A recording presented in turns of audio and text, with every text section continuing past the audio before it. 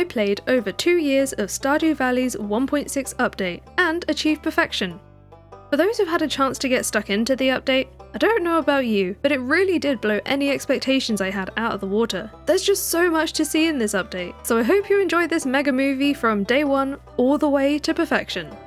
March 19th, 2024. I know I was one of thousands anxiously switching between Twitter, Steam and Discord whilst Concerned Ape was enjoying his lovely morning coffee. Just kidding, obviously, I know there was a lot going on. But the second that update dropped, I was so excited that I could barely handle sitting still enough to actually get the update installed. I specifically haven't read the patch notes. All I really knew about the update were the posts that Concerned Ape himself shared on Twitter in the lead up to the big day. Who knew what else was waiting for us? So I jumped right in to create my farmer on the brand new farm type, the Meadowlands farm. Chewy bluegrass? 2 chickens? That settles it. Because of the grass and my dog, we're gonna name this the Chewy farm. I'll hide the favourite thing for now because I forget what this is for a long time. It's gonna be worth the surprise. Here's a new dog. Oh my god, it's so cute. I was pretty set on doing a Joja run, but I still checked the year 1 completable box for the community centre just in case, and it was really cool to see the legacy randomisation is an option too. Play farmers rejoice. I don't need that though, so let's jump into our first day. A new farmhouse. First of all, look how cute the farmhouse is. Top tier coziness. No time to lose though, let's get those parsnips in the ground. Oh, it's hay. Where are my parsnips? Harvest an egg from your chickens. It's also fun that the getting started quest is different for this farm too. This farm is very pretty, I'm a huge fan. Oh, look at it. Especially the grass. But let's say hello to our new chicks here. I just started clearing out the farm, then noticed all the changes to the menus where I found out the names of my chicks. Clucky and Becky! What are these? I'm excited to find out what all the stuff does in this new tab. Some look like the wallet items, but there's lots of new stuff here. Ooh, text sign.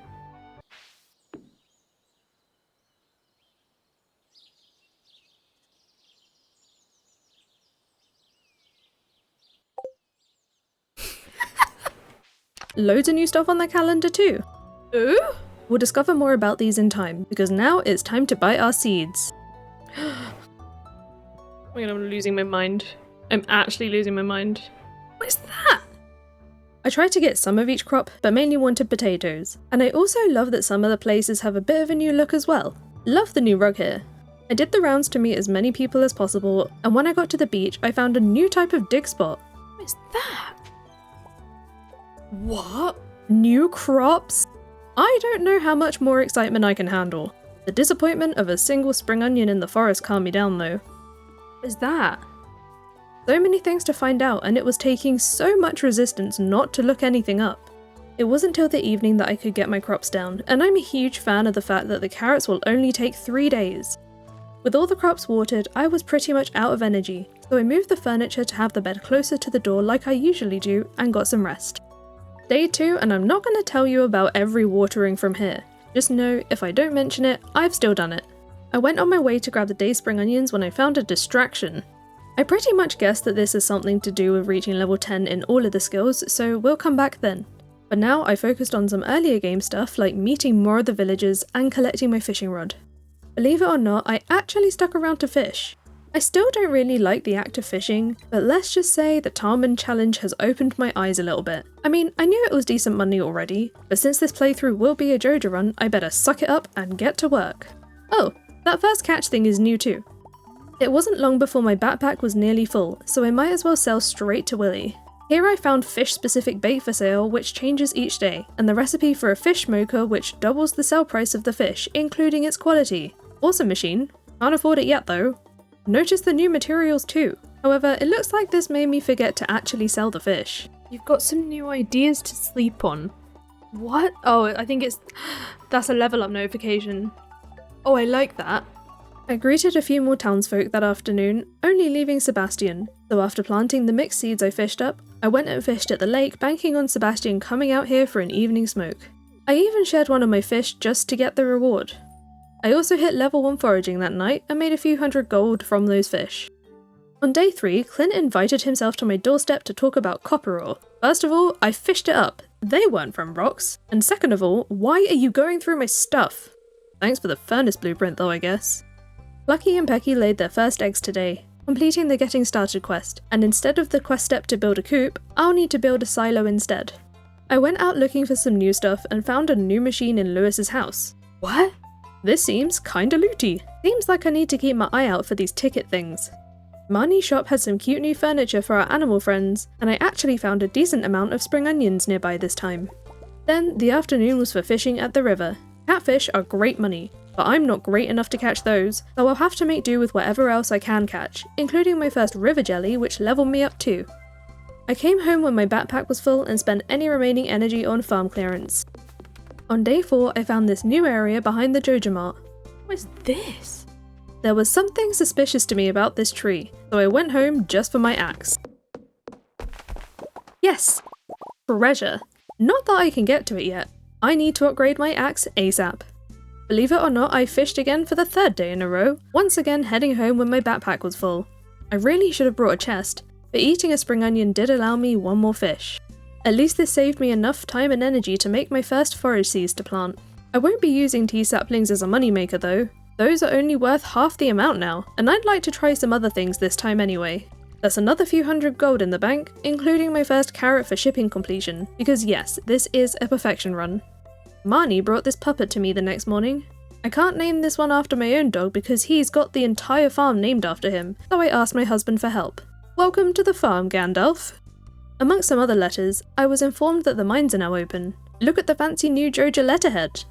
The parsnips were ready today. Feels weird only harvesting 3, but it was petting the chickens that gave me the farming level up I was hoping for. I really need that scarecrow tomorrow. I was happy to have a break from fishing today and collected my rubbish sword from Marlon because for this day, we're diving into the mines. It was a good day for it too. Look at all these gems already. I reached level 10 with relative ease and slipped on my first pair of boots, and at this point I was ready to make my first furnace. Melting that first bar? Always a good feeling. I thought I'd have no trouble getting to floor 15, maybe even further. That was until I reached a slime floor on 14, and there were loads of them. It didn't stop me, but it definitely slowed me down. One of the welcome changes for this update is that swinging your weapon in the downwards direction now works better, but to begin with, I was so not used to it. It's gonna take me some time. I called it a day after reaching 15. A great day's work, also having hit level 1 mining and combat in addition to that farming level. Day 6 was a really good luck day. I didn't leave the farm without placing the scarecrow. Much harder without UI info suite, but I gave it my best guess. I know the mod works with 1.6, but I wanted to get through at least this year completely vanilla, in case of accidental spoilers. I needed more onions to get me through the mining, then I skipped that community centre cutscene because we've got other plans for that dilapidated building. I gained another foraging level outside the museum where I made my first donations for the extra 250 gold. Then I went into that smelly old building to read the plaque so the wizard can make contact. All of that delayed me reaching the mines till that afternoon, but I wasn't going to let that stop me progressing as much as I could. Even the spiral floor was on my side today with an early ladder. Thank goodness for the slight weapon upgrade. Very much came in handy for another slime floor I didn't ask for. At least there was loot here. Kind of. It all sucked, but floor 25 was where I exited for this day. I stepped out to the lovely sight of potatoes on day 7. Got a bonus one too. The much anticipated wizard mail was waiting in my letterbox, so I finished off my farm chores and headed down there. Can't forget the travelling cart on the way. Here I found my first book. Now the whole bookseller thing makes sense. I don't enjoy reading in real life, but this is awesome. Can't afford it though. I introduced myself to the wizard but skipped the nasty tree juice. I only trust Joja Cola. As much as I wanted to hang out in the mines, I needed to buy that Joja membership, and I'm barely halfway there. So fishing it is. At least I can still fish up the ores. I dropped into the Adventurers Guild when it opened to sell off my spare weapons. I think these decorations are new, but I haven't really paid attention to this before. I also noticed another gift box in the back room, but to get in here, I'll need to slay 1,000 monsters. Another task for the ever-growing list.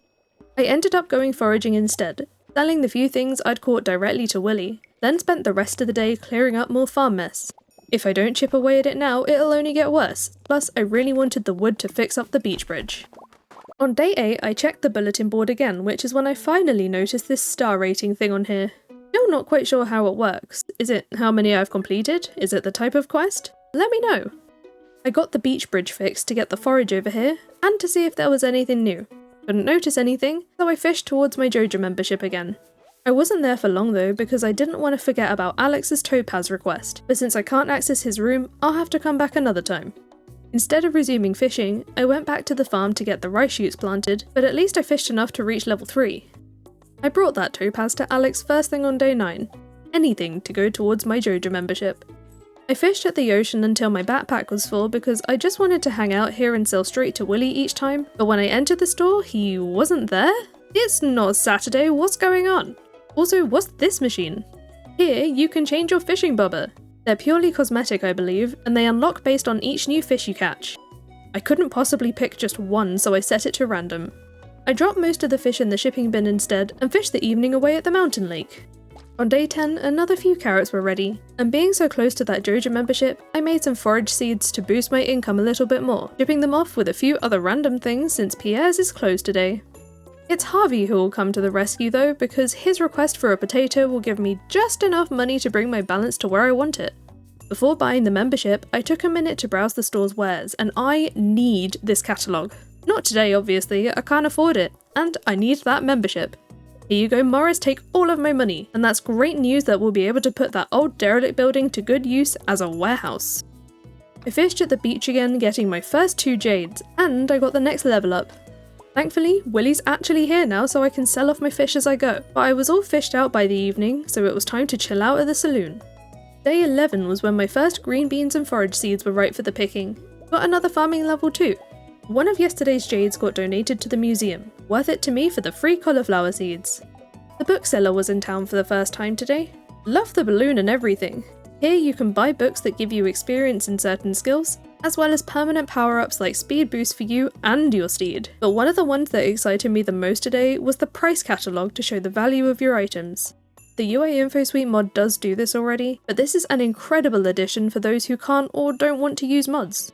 Some of these are quite pricey for early game though, so I had to leave empty-handed. I planted all of those cauliflower seeds before pulling up the day's spring onions and collecting Robin's axe. I went straight over to return it to her, but first I checked out the store to find that this is where we can buy the big chest recipe. I cannot wait to have a bigger place to store my loot, but for now, all things Joja take priority. It was also nice to see all the lighting options here right from the start, instead of having to keep reopening the menu to buy each recipe. But anyway, I returned the axe because I was after the reward. My next stop was the mines to get down a few more floors. This one was unusually dark, and I'm so glad my loot radar was working well today, or I wouldn't have spotted the ancient seed that dropped. I raced down to the museum to get it donated before they close. I can't waste a single day on planting an ancient seed since they do take a long time to grow. I still went back to the mines despite it being late and somehow made it down to floor 30 and made it back in time for bed. Bring on the mayo machine and the sprinklers. What on earth is moss soup though? Sounds gross to me. Of course, I immediately made that mayo machine on day 12. How do we drink mayo responsibly without any mayo? Since it was a bad luck day, I fished at the mountain with a chest nearby this time to store the extra fish and loot. I left in the evening though. I could only take so much fishing on this day. My cauliflowers were ready the next morning. Only 2, but it'll do, for now. To fill my time productively before the egg festival, I pre-tilled and watered the ground in prep for all the strawberries I want to buy. Interestingly, I tried to till the whole path on my way into town in the desperate hope that I might get some clay towards the silo. Safe to say, this did not work. I pretty much emptied my account for those strawberries here, but we can always just make more gold. I spoke to everyone for the friendship points, then got ready for the egg hunt. Or so I thought. What was I doing here? I'm so embarrassed. Even then, I still managed to grab myself 12 eggs. I was so close to 13. Plenty for that win. I'll be wearing the straw hat with pride. I struggled through planting those strawberries in the dark, and you can see here I tilled way more tiles than I needed. That was just my unsuccessful hunt for clay. I still had a bit of energy left for one more attempt. Hey, I got a piece! I was relieved to skip the watering on day 14. That gives me more energy to get through the mines. On my way, I dug up my first book, the Stardew Valley Almanac. This gives some farming XP. Now, I'm not really a reader in real life, but if it were this quick and easy, I would definitely do it a lot more. I struggled through all of those dark floors and made it to level 40 that evening. I don't really care about the slingshot. I was more celebrating the access to iron ore so I can make sprinklers, but I took my leave soon after that because I was almost out of food. At least I got one iron bar smelting first. Day 15 marks the start of salmonberry season. I only made a brief stop at the mines to grab the iron bar because today was to be a foraging day, but I did stop off at home first to make a single sprinkler. The best it could do for me right now was to just water 2 crops, but that is still 2 less that I have to water myself every day. I also found out I had enough clay for the silo, so I retrieved some of my copper bars from the mines and went to put the order in with Robin. Kinda forgot to clear out a spot for it though, so I shoved it anywhere it would fit that's not in my way until I figure out something more permanent. Then it was back to berry picking into the night. I think the rain was crying with laughter at my lonely sprinkler on day 16. At least I could occupy its 2 other spots with some carrot seeds I dug up. Half the day was spent clearing up the farm. Well, that's not ideal. And neither is that. I strongly debated drinking some mayo to replenish my energy, but my version of drinking mayo responsibly is not to drink it at all. It's to sell it, for profit, which I'll be giving to Joja. To help me with that profit, I wanted help from some more sprinklers, so I better spend more time in the mines for iron. Nice to see a level up here as well, and I got a coffee bean from a dust sprite shortly after. I didn't want to eat all of my berries today, so no more mining for me. What I should really be doing is gathering more berries whilst they're still around. Then I got home close to midnight to plant that coffee bean. I woke up to an extra 100 gold on day 17 for the completion of the silo. Time to fill it up with hay. Love the new animation for this, by the way. Sam stopped me on my way to check the calendar to ask me what his new song should be about. Isn't it obvious? Farming, mining, and chopping wood, of course. At least I could have sworn I picked that option. Brain, you've done it again. Anyway, the calendar. I knew I saw something about a festival for the past 2 days, but I didn't get a mail, I couldn't find it anywhere, and it's still covered in question marks. I hope I haven't missed something important here. Maybe we find out next year. Leah put up a request for an emergency daffodil for her sore toe. Bit horrified really, but she's offering one of those tickets and I can't say no to that. I asked Clint to upgrade my pickaxe first because the iron mining was getting frustrating. Then I fished at the river for a sunfish because Sam was after one, and he too was giving out a ticket. I wanted to show him another fish I caught, but for some reason he thought it was his. Whatever, I just went ahead to the machine, but it looks like Lewis is using it right now. Actually, he's reloading it with prizes. Lewis started this program to encourage the community to help each other, but he also seemed worried that some people would only be in it for the prizes. I just want to help. I'm new around here. I'm all about the community spirit. Now excuse me, I'm here to collect my prize. This thing's pretty satisfying to use. But what's this? Mystery boxes? Oh my god, I need it. I went out looking for Leah to give over the daffodil, but I couldn't find her anywhere, so I fished in town hoping she'd pass me on the way to the saloon or on her way home. She didn't. She wasn't at the saloon either, so I ran around the forest using the flower as a sort of beacon and it worked. Where's my ticket? I guess it's because I already got that one from Sam. It's another night of forest berry picking for me. Nothing like a foraging walk to tame the angry loot goblin. I also got another foraging level today, including a new recipe for a mushroom log, and level 5 fishing here too. Let's make those fish more valuable. Day 18 was an entire one of fishing. I literally didn't let myself do anything else today, so that night I managed to make a good couple of grand. That went towards an axe upgrade on day 19 after collecting my pickaxe. Sorry Clint, no break for you. I really need these better tools. Same goes for my fishing rod. I need to invest in a better one of those too so I can catch more fish using bait, which was subsidised by some beach forage I just found. This was feeling so much better, and I fished up a diamond. Several artifacts today actually. I'd been selling fish to Willie to make room, but you know what would make even more room? Good afternoon, Pierre. 1 bat bag upgrade please. Oh look, it's Morris. Hi Morris! He's here with coupons. 50% off? Sorry Morris, I would, but you don't sell backpacks. If you did though, I'd be first in line. Looks like I'm paying full price today. Absolutely worth it for double the space though. Now, I had the space to fish for longer amounts of time, though I thought I'd better still hand off the museum donations first. With summer around the corner, the free seeds will be essential. The rest of the day's fishing was done at the lake where I obtained my first deluxe bait. This increases the bite rate and the fishing bar size. We'll be saving these for more important things later. All of that fishing got us to level 6, unlocking new things like the bait maker, which you can insert fish into to make bait for that fish, and the sonar bobber to show which fish is on the line. I also looked at the mushroom log recipe. This gives an easy source of mushrooms outside of the cave, but moss? I've not found any of that yet. I harvested my prize carrots before placing my first tapper to get started with the oak resin, then back to fishing I went. I'd also been smelting some iron in between, and I wanted to check the request board for tickets. I also found out there's another day in that festival, and it's Shane's birthday, but then I kept misclicking around the requests. Got there eventually to find out Elliot wanted a Joja Cola for a stew. Ew. I'm probably gonna do it anyway, but since I now know it's Shane's birthday, it'll be rude not to buy him a beer. Here you go, Shane, happy birthday. I brought a cauliflower to Jodie for her curry, and look who just so happens to be leaving his room whilst I just so happen to have a Joja Cola on me. For this playthrough, I'll be aiming to date Sam. I've already married Shane in the Island Artisan series, which leaves one other Joja employee here to date. Wonder if he can get me a discount. I wasn't ready to sleep after that encounter, so it was a night of iron mining for me. Plus, I really gotta get those sprinklers sorted. All that watering was killing me, and I ended up passing out by the warmth of the furnaces. But we'd made more than enough gold today to offset the pass-out penalty. On day 21, I was delighted to be harvesting my first strawberries, which came with another farming level. Some of these I kept for processing later, but a lot of these I shipped. The bookseller's in town today again. Let's see if Marcelo has anything new. I was so tempted to get the price catalogue today, but I really shouldn't. Looks like the 2 skill books change each time as well. This time there was one for combat, and the Book of Stars which gives XP in all of the skills. My copper axe was ready for collection, and I wasted no time in going straight over to the hardwood stump and clearing my way to loot. Inside that box was another prize ticket. A free orange sapling is nice, but that's one step closer to those mystery boxes. I guess it would be good to find out what the other new items are too though. Elliot was on the pier to hand over that Joja Cola, then I stuck around for an afternoon of fishing. I left that evening when I was almost out of energy and Willie was closed so I couldn't sell to him either. When I got back to the farm, I noticed there was another section with loads of debris across the stream. Hidden behind this tree was a bridge.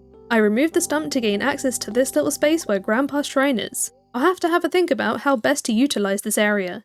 We made a few grand overnight, mainly thanks to a few strawberries, so Demetrius was at my doorstep the next morning because that meant I could unlock the farm cave.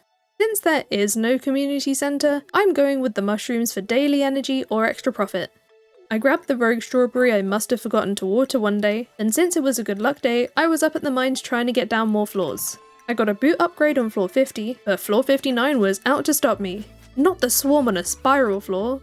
My time was running out, but I wasn't giving up without a fight. A slime saved a day with a ladder drop, so I could make it to the next elevator on floor 60 and claim the crystal dagger. There was no point trying to run home now though, so I kept resetting floor 41 for iron until I passed out there. No energy lost tomorrow either, having reached level 3 combat and level 4 mining. On day 23, I made my first few preserves jars. The first strawberry jelly is always a good feeling. I harvested the museum cauliflowers and the single green bean for another farming level, then I was straight up to the mines again for another good luck day. This time I spent the whole day just gathering copper. We need it for so many things. I didn't feel like passing out again, so I smelted what I could and came home with a good quantity of bars. For level 5 farming, I chose the rancher profession because we start with chickens here, and I don't usually go this route. On day 24, I added 8 more sprinklers to the farm, but obviously they aren't going to be set up properly for a while, so I just placed them where the most spots will be watered for now. The mayo queue was getting backed up, so it's time for a couple more mayo machines too. On my way out of the farm, I finally remembered to go check on the farm cave. We've got a new machine in here! A free dehydrator! These will dry up 5 mushrooms for us, and they'll be ready the next morning. This is the day of the flower dance, where I bought the tub of flowers recipe and the rare crow we need for perfection. I got chatting to every villager here, and of course took that obligatory first year rejection, so I just awkwardly watched them all from the sidelines. On day 25, I grabbed that last big batch of strawberries. Until next year, you beautiful fruit. I wasted time and energy watering them for some reason, and made this a lake fishing day. Really loving fishing up all these artifacts for the museum. I even got a ring today which I sold to the Adventurers Guild for extra cash, and my proximity to the mines allow me to refill the furnaces every now and again. I caught 27 fish this day, but I kept some around just in case I need them later. Selling what was left along with some mayo, jelly and strawberries made for a great profit day at almost 9,000 gold. I picked my first strawberries the following morning. I didn't replant them yet because I want to wait for summer when I can rearrange the sprinklers. I checked on the farm cave to find the first dried mushrooms. They're decent health and energy, and we'll find out about selling them later. You do need 5 to run the machine though, so I picked it up to move it to a place where I'll actually remember to check it, and this is when I found out you can also put fruit in them too. As I walked back up through the farm, I noticed this pine tree looking a little odd. I gave it a smack and scraped off some moss. So this is how you get it. I'll have to keep my eye out for more. The last of the rice was also waiting for me, then it was over to the Joja Mart to spend the bulk of my money on the minecart unlock. This is the first thing I always miss having on a new save. My trip to the store reminded me that I've not actually looked inside the warehouse here. I guess I wanted to see if there was anything new or some hidden loot. I checked every corner and couldn't find any. Unsure if I missed anything, but I suppose it would be unlike Joja to leave us anything here. With a new season looming, I fished to top up my funds towards all the seeds I'm gonna need, plus I had a quest to fish up some chub for Willy. Gimme that prize ticket, and the extra gold. I wasn't gonna miss a chance to get Sam a Joja Cola either. I've forgotten at this point that pizza is a loved gift, but I'm happy to share all things Joja with him. Lewis's is closed now, so I can't redeem my prize tonight, but when I got home, I decided to boost my income a little more by turning some of my forage into seeds to sell. I was panicking a bit after the minecart purchase, but I definitely won't be regretting it, and we made back 5 grand anyway. Day 27 started with the last few carrots to pull up. For some reason, my cave hadn't grown any mushrooms today. Not sure if this has been changed too. I went for a bit of forest foraging whilst waiting for monies to open because I felt it was now time to add a couple more chickens to the coop. Welcome to Feathers and the Hen. Lewis's was obviously my next stop. I'm ready for another prize. These are mixed flower seeds, which work like regular mixed seeds but for flowers instead. I gave in a couple more museum donations for a new reward, collecting the starfruit seed just in time for summer. Sam was asking for a sunfish again. Gotta be a fresh one just for him, but at the moment, I'm still not allowed in his room. I want him to have the fish today, so I just stared at his door in the hopes he'd come out of there soon. Only problem is, standing still isn't my strong suit, instead opting for some fishing just outside. Perhaps he'll see Sebastian out at some point, and I was right. Now I've got an even fresher sunfish for him, but not before giving him another Joja Cola. I wanted to grab a few more ores for sprinklers, so I pushed my way through another 5 floors in the mines that evening, and on my way down I got a new type of seed from a crate. This is a summer squash seed, and what's fun about the new seeds is that the one for the following season will start dropping instead when there's not enough time to grow the current one. That means there could be one for each season. I somehow made it to the saloon before they closed that night to give Emily her birthday gift just in the nick of time, and I made it to bed right after to see this. Mixture buses can move. I couldn't even say it right. I was so excited I couldn't even get the words out. I need to find them. All of them.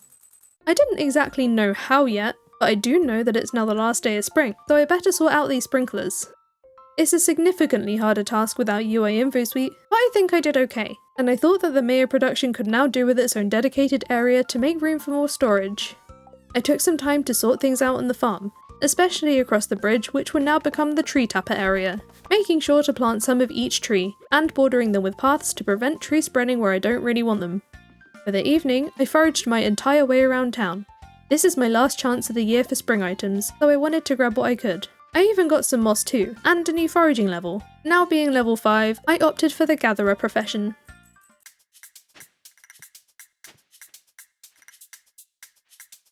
On day 29, I cleared out what was left of the withered strawberries and planted all the seeds I already had on hand. But I only did a few of the flower seeds because I want to prioritise other crops on these sprinklers. You could probably make a really cute field for the random flowers with these though.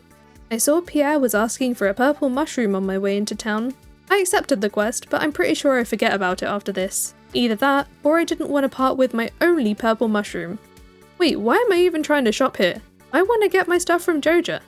Saying that though, I couldn't find blueberries here, so I picked up a few other things I wanted, then headed back to Pierre's for the blueberries and the melons. I don't really enjoy the blueberries in this game, so I only got a few, but I did get 75 melons. I don't know why I didn't get those at Joja, plus these few corn seeds too. I had enough bars for a few more sprinklers, but I still have way more crops than sprinklers, so I still had to till some extra spots. I left room for future sprinklers and had to finish watering them all up in the dark. No manual watering on day 40 though, because the rain was doing it for me. Combine that with a star drop luck day to make this a perfect one to hang out in the mines, where I found my first mystery box in a crate. Bit miffed that Clint needs to open these. Hopefully they'll be worth it. It took most of the day to reach floor 70. Thank you for the master slingshot I barely use. Then I ended up crafting a staircase to secure floor 75 because I was really struggling to find them myself today. All of that was so worth it to get another few sprinklers down on the farm, and so I only had a few crops left to water myself on day 31. I visited Clint as soon as he opened to take a peek in those loot boxes, a total of 2 from yesterday's mining. The first gave me fertilizer, but in some kind of sorcery, there were 2 more boxes in the next box. How? I mean, I'm not complaining. Inside those were some radish seeds and a farm totem. I asked him to smash all of my geos whilst I was there too, and after a couple of back and forth trips with the new museum donations, I'd unlocked some new rewards. Literally all furniture, and anything I don't want, I'll be dumping around the side of the building to keep them off my farm and out of my chest. I then fished at the mountain lake using the deluxe bait I accumulated. I liked the faster bite rate, but I really wanted the little increase in fishing bar size to help me catch the sturgeon. Now I have a gold one ready for the luau. I didn't have loads of that bait, so I had to go back to the regular stuff when I ran out, which is also when I gained another fishing level. At least there's a bubble spot to help me for a while. Almost out of energy, I was done with fishing for now, so I sold off most of my catches and got the next few sprinklers down. I also wanted to say hi to Sam, but I walked in on the band practicing. He'd already asked me what his song should be about, but for the genre, I went for the cheerful pop music. We're so on the same page. Thought he could do with a beverage with all that band practice. That stop off was just part of my foraging route for the day. Gotta grab all that new summer stuff. I dug up another book along the way. Jack be nimble, Jack be thick. I could very much do with an extra point in defense. A new power. The books that give a new power will show up in the new menu tab, so we have quite a lot more of these to find. On day 32, I gave in my pickaxe for the next upgrade to help me gather those ores faster. Since I literally can't mine now, I fished at the lake for a bit, but I wanted to catch Alex at the ice cream stand the second he arrived because it's Jazz's birthday today. Very surprised that ice cream isn't a love gift. I'm so disappointed in you, Jazz. Oh hey Sam, how's it going? I intruded on Sebastian's medical appointment to shove a whole fish in Harvey's hand that he'd asked for. Then I got another couple of Joja Colas from the vending machine in prep to give to Sam. Gotta stay hydrated in the summer. Back on the farm, I noticed I now had the stuff to make my first mushroom log. These say they work better the more wild trees are around, so I plopped it in an untidy part of the farm and just cleared any surrounding debris. This put me in wood chopping mode. I avoided the mushroom log area, and I even got another loot box from one of them, as if I ever needed another reason to chop down trees. On day 33, the first few wheat gained me a farming level, and got replaced by some of those loot box radish seeds. Speaking of loot boxes, I went to open the new one at Clint's, but he hasn't yet learned to multitask, so no loot from this for me today. As of 1.6.3, we no longer have this issue. I looked for some of the new ocean fish off the edge of the pier, including a few red mullet as a challenge from Willie, who had a prize ticket up for grabs. 3 more mystery boxes please, and it was nice to see some preserves jars on the horizon too. I tracked all the way up to the bathhouse area to see if there was anything new. Couldn't really see anything different, but if I've missed something, let me know. Home I went from there to spend my remaining energy on chopping farmwood. At level 6 farming, I unlocked the quality sprinklers. This was a little bit of a wake-up call because I'm not even at the gold floors in the mines. There were a handful of crops ready on day 34, and my pickaxe was also ready, which meant Clint is free to open these mystery boxes for me. Some rewards are slightly better than others, but the glowstone ring was a major win because I was still doing everything in the dark at night. I ignored the bad luck day today and gathered as much iron ore as I could with a quick break to sell some stuff at the Adventurers Guild and buy another weapon because I just wasn't enjoying the dagger. I didn't want to spend much money on this, so I just got a pirate sword. I had a much easier time slashing through enemies on my way down to floor 80, where I was pleased to collect some better boots. I can now access gold, but I didn't mine for any today because I wanted to get to bed without an energy penalty. Here we have the first summer squashes ready on day 35, and even better, they're a regrowable crop. The radishes? Not so exciting. These last 2 sprinklers mark the end of manual watering for me. After today, that is. Then I went to check the travelling cart where I will later regret ignoring this battery, but I did find a few red cabbage seeds. I bought a couple cause why not? I'll want to buy the retro furniture catalogue far into the future as well. I do check the cart most times that it's here, but I don't tend to show it when I leave empty-handed. Since we aren't doing the community centre, I don't need to buy things here very often. Oh, and I guess I did go back for the rare seed. I kept Clint busy with a steel axe upgrade, and passing back through town I saw Gus asking for a hot pepper. We've got some of those to spare, very happy to share. I did a bit of fishing on this bad luck day. Bad luck for who though, because I fished up a dino egg. Now that's some motivation for a coop upgrade. I dropped everything to try and grab some fallen goodies from a passing train. It was only a few bits of wood, but it's better than nothing. Then I spent the evening like several others, making progress on clearing up the farm. Much better now that I could break down these bigger rocks. On day 36 I got a bonus 500 gold for all those requests I've been doing. A couple of poppies from the mixed flower seeds made way for the 2 red cabbage seeds I got recently, then I was up at the mine searching for gold ore towards the tool upgrades and better sprinklers. I passed floor 90 and got a sharper and deadlier obsidian edge, and found my first mushroom floor on 93. A very good one at that. Then, on the next floor, I had a piece of clothing drop from a monster. Clothing drops seem much more frequent now, and I think some of these are new items too, but I wasn't really feeling the grey hoodie this time. I could have done without the infested floor on 98, which I forced my way through, and my patience paid off this time because I had a freebie ladder nice and close on the dreaded spiral 99. Now, gimme that star drop. My first for this farm, what does it taste like? What? What exactly was I thinking? It was also at this point that I only just noticed I got the monster compendium from somewhere. A small chance for double monster drops? I gotta read this one right now. The mine's progress continued strong into the night where I found a steel falchion amongst some other loot. I preferred the stats on this one, so I retired my obsidian edge early. I left for the day on floor 105. 25 floors of progress and lots of goodies made for a very successful day, all of which contributed to level 6 mining and level 4 combat. I retrieved my steel axe from Clint on day 37 and was pleased to find 3 cups of coffee in my newest loot box. They're probably lukewarm at this point, just how I like it. I also opened my geodes too to work on the museum donation rewards. This next one got me pumpkin seeds in plenty of time before fall. Now that we have a few gold bars, I could make my first few quality sprinklers, but being in the middle of a season means that the layout will still be a bit strange for some time. One of these sprinklers will be home to some extra summer squash seeds, and most of the rest of the spots got planted with mixed flowers. My new steel axe is now strong enough to break the log to allow me entry into the secret woods, where I was after some fiddlehead ferns for shipping. This is another area I wanted to find out if there was anything new. Still can't spot anything so far, but I did get level 6 foraging from one of the stumps. Then I continued gathering hardwood on the farm before bed. We made a good amount of gold overnight, so on day 38, after handing over a birthday strawberry to Maru, I popped down to Willie's shop to empty my account again on the iridium rod. I hope this investment doesn't let me down. I put it to work immediately, and coming home with all of these fish, I think it did, though I will need to keep some of these behind. These pickled horseradish will also be going in the sell pile. You can now pickle the forageable veggies, and the contents of the jars have been coloured to look like the item too now. I was pleased to see we made back most of the gold we spent today. Then on day 39 I saw the ancient crop was now bearing fruit.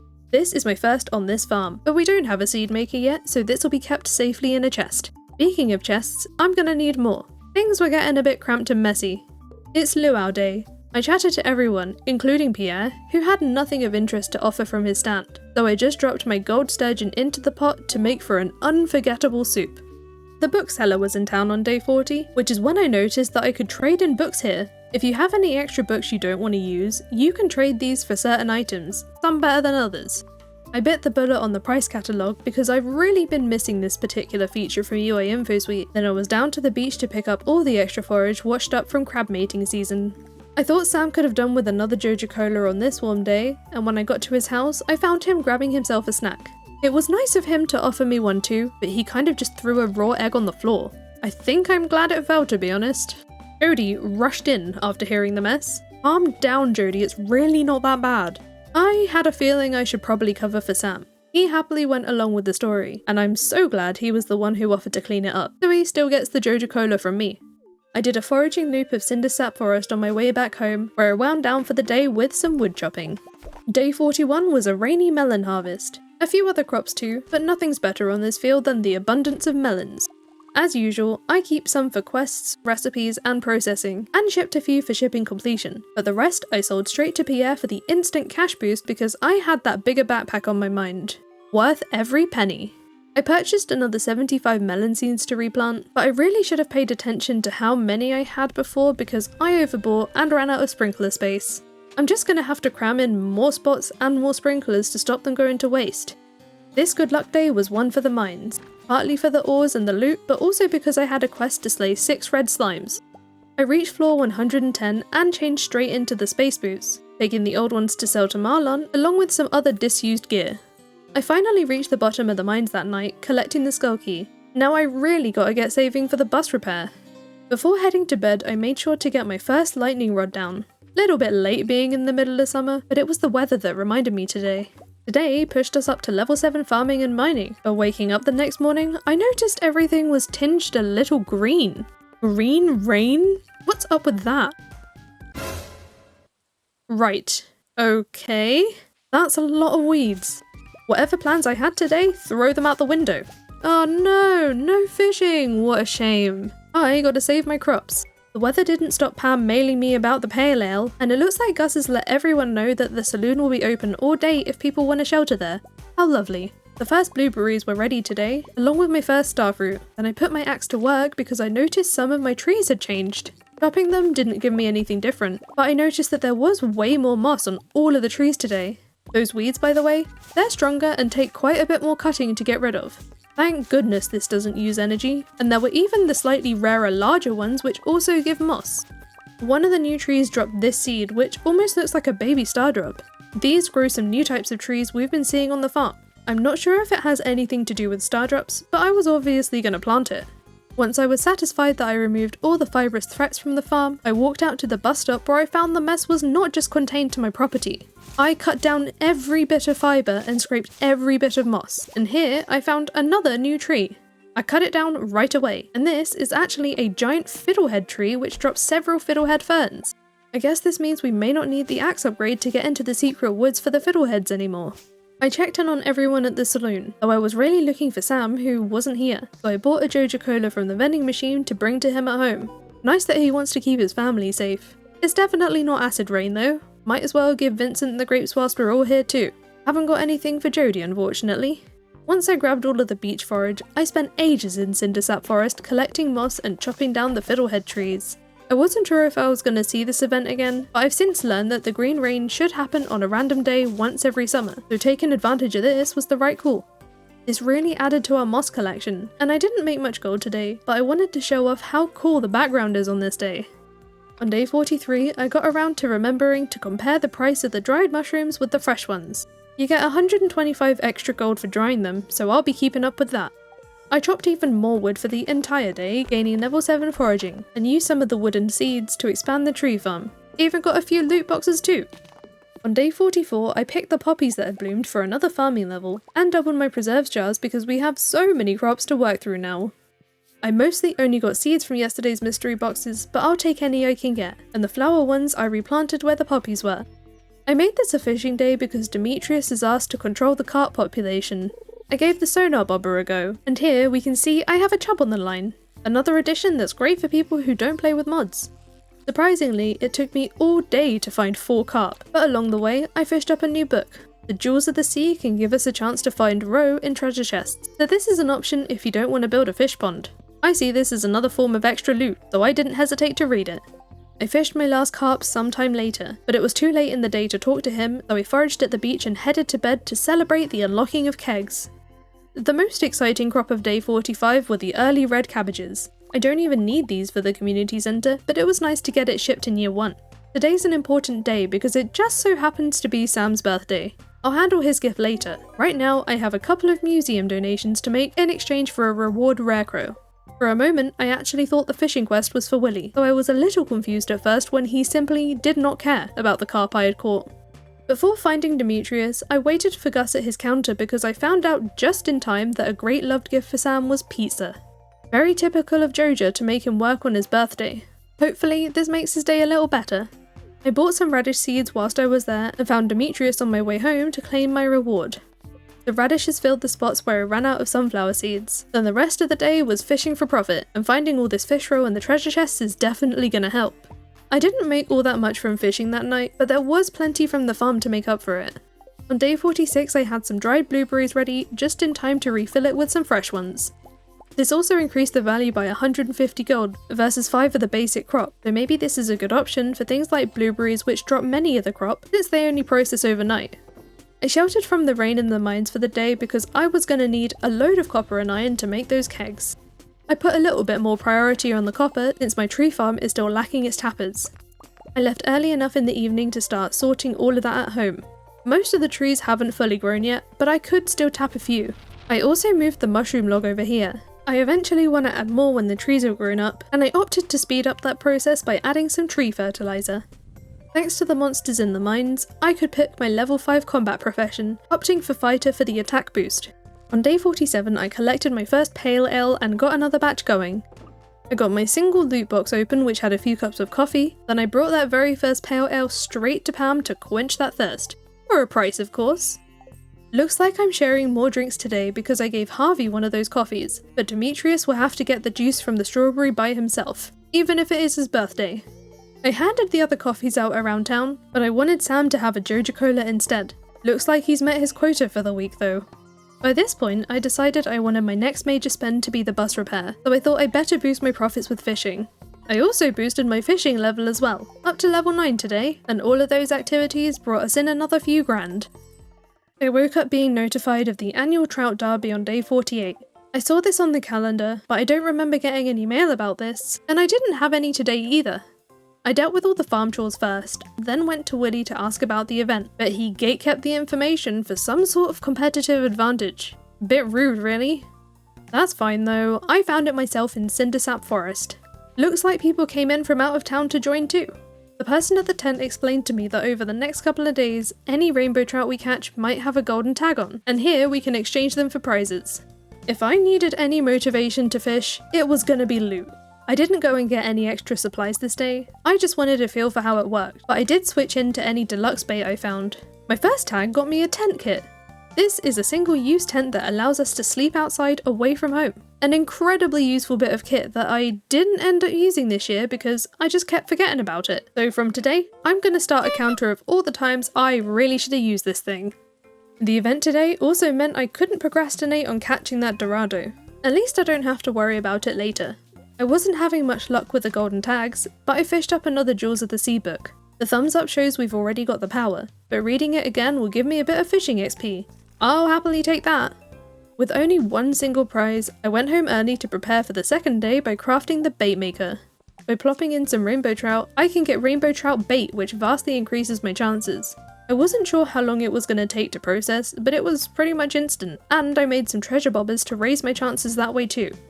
Feeling a little bit better prepared for my second day, I headed to bed, making quite a lot of gold thanks to the fish and artisan goods. Once I sorted the crops on day 49, I was straight back to the forest river to try and get my hands on more prizes, though apparently I had to assert my dominance here first it seems. The bait and bobber were definitely doing their job, but I still wasn't finding any tags yet. I did get another Jaws of the Sea book. Not exactly sure of the amount of XP you get, but I'll take anything that pushes me to level 10 faster. It wasn't till almost midday that I got my first golden tag of the day. For this one, I got a diamond, then shortly after, I found out you can actually get the tags without a treasure chest too. This one got me a mounted trout. Wow, I am so pleased. I got another 2 tags before running out of rainbow trout bait, receiving deluxe bait and triple shot espressos in return. I decided it was then worth a quick trip home to grab my bait maker. Don't know why I didn't just do this in the first place, but it is worth noting that you do still seem to have a small chance of catching other fish, even with the targeted bait. Now let's see how the rest of the day went.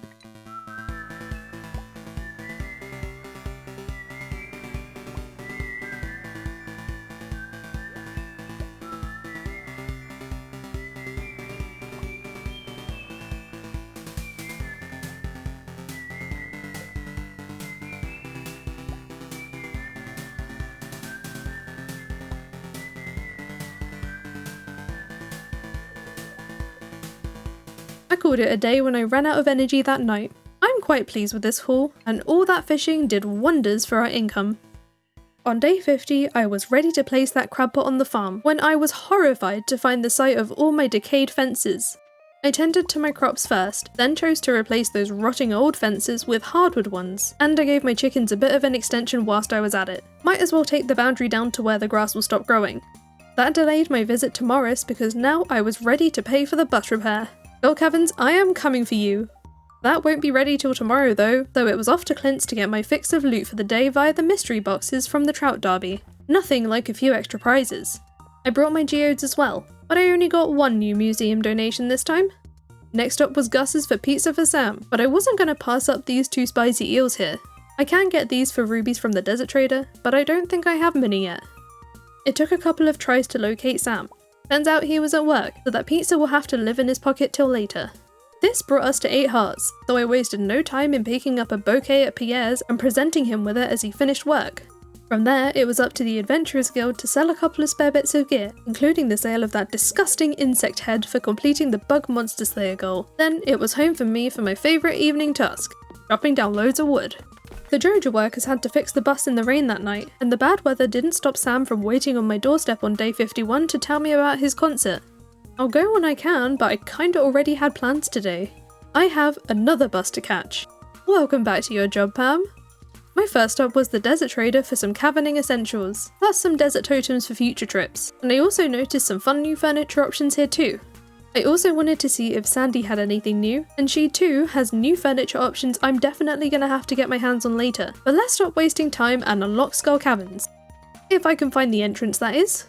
I used my key first, but then checked out this new shrine or button thingy. I don't know what this is for yet, another thing to find out at a later date. I didn't really care what the luck was today either, I just wanted to go for it. I never really expect much from this first run, other than hoping for some iridium, but I was excited about my first treasure floor here. Ruined. It's been ruined. You'll be pleased to know the day was redeemed when I found some broccoli seeds in a crate. This is the new fall crop, and then I found the slammer on a later floor, a much needed weapon upgrade. At floor 57, it was super late. I decided I didn't want to pass out here today because I could do without losing a grand, so why don't we do this loot review early? Not a horrible start with 40 iridium ore, got a mystery box to open too, but other than that, you can see I had space to bring home wood, and I don't want to talk about the cactus seeds. We did hit level 8 mining though. On day 52, Emily was here to talk to me about some cloth or something. I was just pretending to listen. I think she said something about a sewing machine or whatever. Anyway, I had a mini harvest to deal with before getting some of that iridium smelting and opening the mystery box. How Clint opened this without getting exploded, we'll never know, but these will come in handy for the next Skull Caverns run. I bought some wheat seeds from the Joja Mart because the last of our summer crops will be ready soon. A few of these I could plant today, and these will hold the sprinklers over into fall. I brought Hayley some seaweed since she was offering a prize ticket, which got me a cup of Stardrop tea. The description says it's a good gift, and it's not worth very much gold. I couldn't see any other use for this at the moment, so I went to see what Sam thinks of it, and he seemed pretty happy. I gained quite a bit of friendship for this, and interestingly, it didn't count as a weekly gift because I had already given him another pizza earlier this week. This means he can still have the one I'm carrying here. I'm hoping that might help to calm his nerves for tonight's concert. Now I would tell you I was ready to hear the music. After all, this song is about farming, mining and chopping wood, but I play with the music off, so absolutely still cheering them on though. To decompress after all that excitement, I turned to my good old wood chopping for the evening. On day 53, I received an extra 10 grand from Mr. Key for having passed floor 25 in Skull Caverns the other day. We also had the last big harvest of the season. Mostly melons, and any open spots got replanted with wheat, which should be perfectly timed to be ready on the 1st of fall. I didn't have enough of those, but instead of just buying more wheat, I sacrificed some forage seeds. I brought a lot of today's goods to sell to Pierre direct, and then I gave Pierre's money straight to Joja because on this day, I bought the greenhouse unlock. I browsed the day's book since the bookseller was in town again, but I thought it would be best to save my money for now. I wanted to go back out to the desert again, not for Skull Caverns this time, but to pick up the forage and dig at the worms I had to leave behind before. It was also a good time to grab the beet seeds ready for fall. I brought the book I just found back to the bookseller to see what I could trade it for, but since it's just some stuffing, I went ahead and read it for a bit of combat XP. This mystery box also sucked. Just some radish seeds, and from now on I'll probably just point out when I find something exciting inside these. I brought the ungrateful George a hot pepper for his knee, then it took me hours to track down Demetrius to hand over this melon. At least he was a bit happier with it. The rest of this day was gathering iron in the mines for various projects. Joja once again worked through the rainy night to restore my greenhouse. I felt bad for the raccoon they scared off though. I also got level 9 farming, happy to see that seed maker and the iridium sprinkler recipe. I made some of those sprinklers the next morning. I only had enough for 3, and I don't know it yet, but I'm gonna severely regret this decision. You'll see why later, but for now, I was just focused on setting up my permanent ancient fruit crops in the greenhouse. I picked the season's final blueberries, then added some deluxe speed grow to the ancient seeds. It'll be a while before I can fill out all of these sprinklers, so for now I thought I might as well add some flower seeds. I fished at the river and the pier for more money, then remembered to grab a second rare seed from the travelling cart before she closes for the day.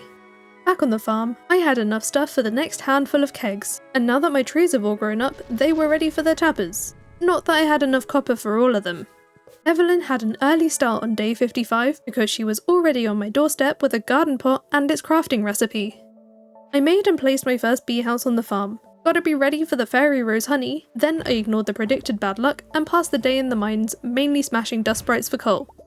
Day 56, the last day of summer. One I thought would be best spent fishing for as much crop money as possible, plus I wanted to have a little extra for a tool upgrade. That got me to the time for the Dance of the Moonlight Jellies. I chose to skip buying the sea foam pudding this time, something I don't tend to miss out on much anymore. Then I made sure to greet everyone for the friendship points and enjoyed the show. Love seeing the villagers react to it now too.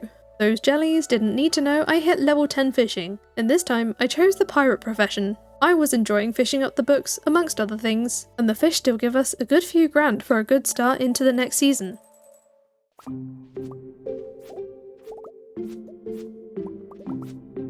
Day 57 and first things first, I gotta harvest that wheat and clear off the dead crops.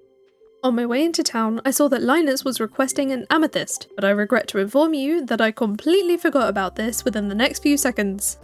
I sold what I just harvested to Pierre for another bit of gold, then paced around anxiously awaiting the opening of the Joja Mart. Staying still just isn't my strength, okay? I actually changed my mind on the tool upgrade, because instead I wanted to get the quarry bridge repaired. Now we just have one project left. I'm 20 grand away from completing the Joja route. Why not 10? Well, I then proceeded to empty my remaining savings on the new season's seeds. The Joja project meant I couldn't buy anywhere near the quantity of pumpkins I desired. The loot over that bridge waits for no one. Luckily, I had plenty of mixed seeds to fill the gaps for free anyway. With exactly 0 gold, I was back at Pierre's with a few odds and ends to sell. I handed over the salmon berries by accident, so I had to ask for them back. I only really wanted enough to buy a pizza from Gus to give to Sam. Pizza time indeed. This got us to 10 hearts. And hey, I love the temperatures in fall too. Now I just have to hope for some rain soon so that we can get the mermaid pendant. I dreamt about that bridge being fixed overnight, then on day 58, I got a letter from Sam asking me to meet him by his house after dark. Hopefully I can remember that later, because right now the only thing on my mind is checking out the quarry. We have some new nodes here. These are coal nodes, and there are quite a lot of them. I enlisted the help of a few bombs here to clear out all the goodies. I also wanted to collect the golden scythe. I've had a couple of untimely deaths here in other series recently, so this time I came prepared with coffee and spicy eel to help me through the section infested with the scary skulls. One of them dropped a Stardew Valley almanac, and I'm happy to say I survived till the end here and grabbed the golden scythe. I also noticed there was a new section off to the right, but at the moment my pickaxe isn't strong enough to break these boulders, so I took my leave via the statue. I read my new book from the safety of the regular mines, then took the minecarts into town, where I found Lewis watching Robin fix up the special request board. I wonder what the new box is next to it. I handed Penny an emerald for her birthday, which seemed to have overwhelmed her a little. Glad she liked it though. For my first special request, I'll be doing community cleanup, mostly because I'm not going to get 1,000 stone this week. I didn't start today though, because I wanted to grab any full forage I could to pass some time before I could meet Sam. We snuck into his room because he wanted to talk to me in private about how happy he was that we were close, and to let me know that the band isn't the only thing in his life that he's interested in. Jody seemed to hear something though and approached his door, so I had to hide in his bed. I have no idea how she couldn't see me here, and the conversation was pretty weird, but Sam came up with some kind of cover story and then she made her way out, but I stayed right where I was. On day 59, I brought some random stuff to sell to Willie to allow me to ask Robin for a coop upgrade. That put me conveniently close to the bathhouse to fish for trash, which meant I could fill the recycling bin early that evening. Then I continued fishing at the mountain lake so I could become a bit less broke again. Linus sent over the fiber seed recipe on day 60. I wasn't so desperate for this now that I wasn't relying on tea saplings for income. I was checking the bins in town whilst waiting for Pierre's to open when I noticed that the new box had a prize ticket for me. That's right, we can get these from special requests too. My next one happened to be a new style of bed, and I was definitely intrigued by the new prize in the lineup here. Over at Pierre's I sold a few crops and artisan goods because it's raining today, so now I can buy the mermaid pendant from the old mariner. Or not. I need to upgrade my house first. I'm gonna need even more money for that, so I turned to my fishing rod for help. I picked this particular spot to catch the angler, and I was lucky to have it show up on my first cast. It gave a little bit of a fight, but I wouldn't have called it difficult really. I didn't bother moving. I was enjoying this peaceful fishing spot and stayed all the way past sunset till I was pretty much out of energy. A new bed will help refresh me. It looks so cozy. Out with the old and into the new, and that fishing today was so worth it. My coop upgrade was done on day 61. Better get an egg in that incubator. I wasn't giving Robin much of a break though, because she finished that last project just in time for me to afford the house upgrade. Then I was off to the mines for a bit to gather enough copper ore to bring to Clint for inspection. I got him to open my loot boxes, then got more than my money back from him from that copper ore quest. I went back to the mines for the rest of the day. We can never have too much ore, and this floor in particular seems to agree. On day 62, I switched out the bok choys for some broccoli and flower seeds before realising I should probably begin that hardwood grind in prep for the boat repair. We only have one Joja project left and I wasn't even close to having 200 hardwood. Little did I know, this would be the least of my problems. I decided to spend some of my funds on a couple of ducks named Pringle and Puddle. If you think Pringle might be a weird name, well, sorry, I can't help you. I replenished that money selling some stuff at the Adventurers Guild because I felt it was time for my next pickaxe upgrade. I tried to bribe Clint to work on it faster, but he didn't seem to get the hint. I ended up handing out the gems I was carrying around town as gifts. I actually brought these in case I needed to sell them to Clint to afford the pickaxe upgrade, but I didn't need to. Since I was already happy to part with them, I might as well work on some friendships. I also gained some friendship with George by bringing him a bream he asked for on the bulletin board. I'll take the extra gold too. I bet you can guess what I did for the evening. If you guess chopping wood, I guess I'm just that predictable. But I got to level 8 foraging from that, then we'll get some extra berries with blackberry season coming up soon. And we can craft our intents now too. On day 63, I wanted to see if I could trade another Jewel of the Sea book for anything interesting at the bookseller. You get 3 sea jelly, so I went for it because I don't know how much of this jelly I might need in the future. I brought a batch of yam seeds to replace the beets I pulled up this morning, then I was off for some ghost hunting in the mines because it seemed important to the wizard. Well, Andy was offering a prize ticket. Believe it or not, I didn't exchange that today, opting to fish instead. But then Sebastian came and stood right next to me. I felt under pressure with someone watching over my shoulder, but it was the second-hand smoke that was really throwing me off. I still got the catch and the treasure, but I got some distance from him as soon as I could. Probably a good thing, because the treasure seemed much better in this spot anyway. I suddenly remembered what day of the week it was and whizzed off to the desert because I desperately needed to trade jades for staircases for future Skull Caverns runs. I'd been forgetting up till this week, but not today. 10 grand we made that night, and in even better news, I woke up to a newly renovated house on day 64. Looks like the type of bed is kept with the upgrade too, a really fun little detail. Obviously, I had to move that bed closer to the door again, and I stepped outside to find my cranberries and amaranth were now harvestable. In addition to the berry picking for the first day of blackberry season, this was a bit of an errand day. I grabbed Linus's basket near the bus tunnel, claimed my reward from the wizard for yesterday's ghost hunt, tracked down Marnie with the amaranth she asked for, accepted another ghost-related quest from the wizard, claimed a few preserves jars for the prize ticket, brought Gus the freshest of cranberries, and finally, I returned Linus's basket to him. What a busy day, and along the way, I gathered 90 blackberries. It says 89 because I gave one to Linus, 88 now because I shipped one too. The first broccoli was here on day 65. Nice to see that this is another regrowable crop. I also had loads of sunflowers here, as well as the first artichokes from mixed seeds. I replanted the sunflower seeds because they're free, then I brought some of my produce to sell to Pierre once again to hand over his money to Joja. They open a little bit later, so I got in a museum donation for another reward. Not a fan of the skeleton statue, so this was added to the furniture graveyard. Now, let's go buy that final development project. We'll unlock panning, and the Joja route is now complete. My pickaxe was also ready, so I could bring it to the mines whilst I look for that ectoplasm. I was having such bad luck with this that I had doubts that I'd accepted the right quest. Some of you know from the Rafidak streams that I've messed up on this before, but no, the game just hates me today. In the end, it dropped for me close to midnight, much to my relief. The boulder got cleared overnight. I bet Morris is going to be happy to be done with all these extra late shifts.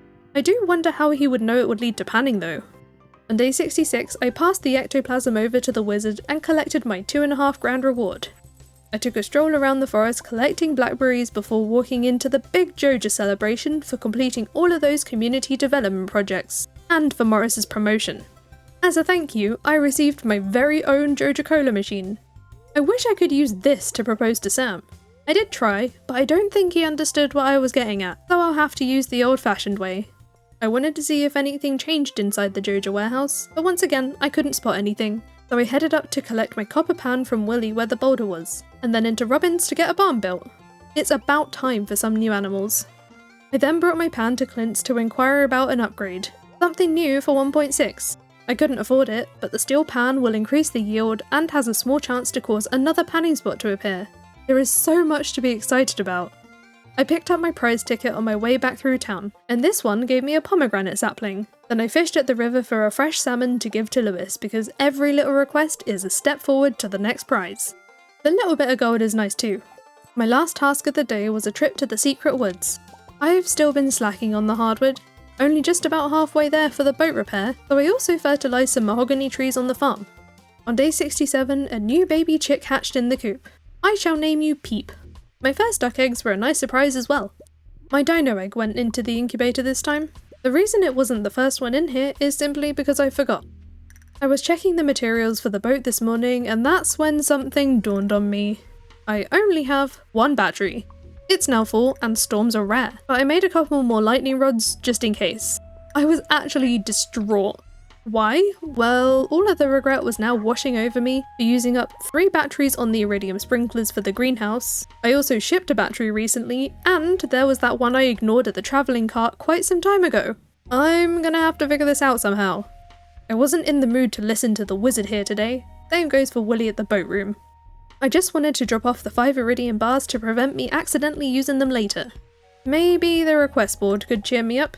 Who would have thought it would be Clint to turn my day around? This seems to be a new type of request for coal, and he's offering a ticket. I completely forgot that Joja sells the auto petter in the Joja route. 50 grand is a big price tag, but at least I don't just have to rely on treasure luck anymore. I bought some more yam seeds to fill a few gaps on the farm, then I dropped by the quarry because those coal nodes made quick work of Clint's request. I spoke to him just long enough to claim that ticket because I really wanted to know about this book. It's called Friendship 101 and increases friendship gain. I wanted to know the exact amount of the increase when editing this video, so I checked the wiki and it's 10%. Not much significant to report this evening, just the hardwood gathering, which I might not point out each and every time now, and I did a few little chores around the farm. Day 68 was a neutral luck day. It wasn't a bad luck day, though I wasn't going to let that stop me making my next jump into Skull Caverns. This might seem like an odd choice, but I promise this isn't just my inner loot goblin going totally out of control this time. I was specifically taking aim at as many iridium bats as I could find, which today wasn't very many, but these have a teeny tiny chance to drop batteries. They can come from crates as well, but I think that's even rarer. It's a pretty painful process too because I don't have the burglar ring, and my weapon still isn't the best for this place. In hindsight, I should probably have spent a bit of time first slaying dust sprites to earn the burglar ring, but I guess I was just hoping for pure luck. That luck didn't come through for me for any batteries today, but I did score my first prizzy. I only had one single treasure floor on 100. I love the new look of the chest. It was a couple of rain totems, which was something I was very much hoping for. I left right after to claim my sword, but it didn't work because I had no space in my backpack, so why don't we just do the loot review now? Like I said, no batteries, but we did get a second prizzy and quite a lot of iridium, so I'm not mad, especially since we're adding a shiny new galaxy sword to the list. I tried taking my second prismatic shard to the new shrine here, but nothing happened, so we pass out another night without an answer. I hit level 10 mining, though I'll be picking the blacksmith profession. Level 7 combat was a nice bonus too. On day 69, it was lovely to wake up to a little harvest. I was being careful around the fairy roses so I could leave one behind for the bees. I had a look at the weather forecast for tomorrow to find it was not gonna rain, or so they thought. I used a rain totem. Looks like news travels fast around here. I got Clint to open some geodes for me because I still needed more museum donations to get the sewer key. I don't think I hit the goal today, but I did get a new reward which I just added to the outdoor collection. With the barn now fully constructed, I was ready for my first cows. I actually asked the first one its own name. Here's what it told me. The other I named Dairyly because I've been obsessed with that cheese recently. Abigail received her birthday gift at the bus stop, then I had a couple more trees to tap whilst I was collecting the oak resin here, but this new tree which converted from a maple tree won't take a tapper. I just left it alone. I'll decide what to do with it later. There were plenty of other trees on the farm getting the axe instead anyway. Day 70 is one of my favourites in every playthrough. The first pumpkin harvest. Then it was straight down to the beach for me to buy the mermaid pendant, which I rushed over to a half-asleep Sam for a wonderful start to the day. I obviously tempted him with the prospect of daily Joja Cola. When I got to Pierre's, I got roped into helping Abigail with Journey of the Prairie King. I was rustier than I thought I would be, then I somehow accidentally opened the chat box and got stuck like this. Yeah, I was really here to sell some pumpkins to Pierre to buy the next round of pumpkin seeds, but this time I bought quite a few too many. I'll keep them for next year. I started checking the cart frequently again looking for any batteries, which I didn't find today, and after my almost daily secret woods trip, I turned in for an early night and got level 10 farming. I struggled to pick my profession here, but I ended up choosing shepherd. I probably won't get any sheep, but I wanted the friendship boost in the barn, which I haven't had as long as the coop. On day 71, I refilled my kegs with melon wine before gathering the day's hardwood and picking out this week's special request. I chose Cave Patrol, which will unlock a crafting recipe for slaying 50 skeletons, then spent the day in the mines. But first I wanted to slay some red slimes because it was deadline day for that request, and I didn't want to miss handing it in. 1250 gold is too much to pass up. Now I can focus purely on the skeletons and make some headway on that target. It was the Stardew Valley fair on day 72.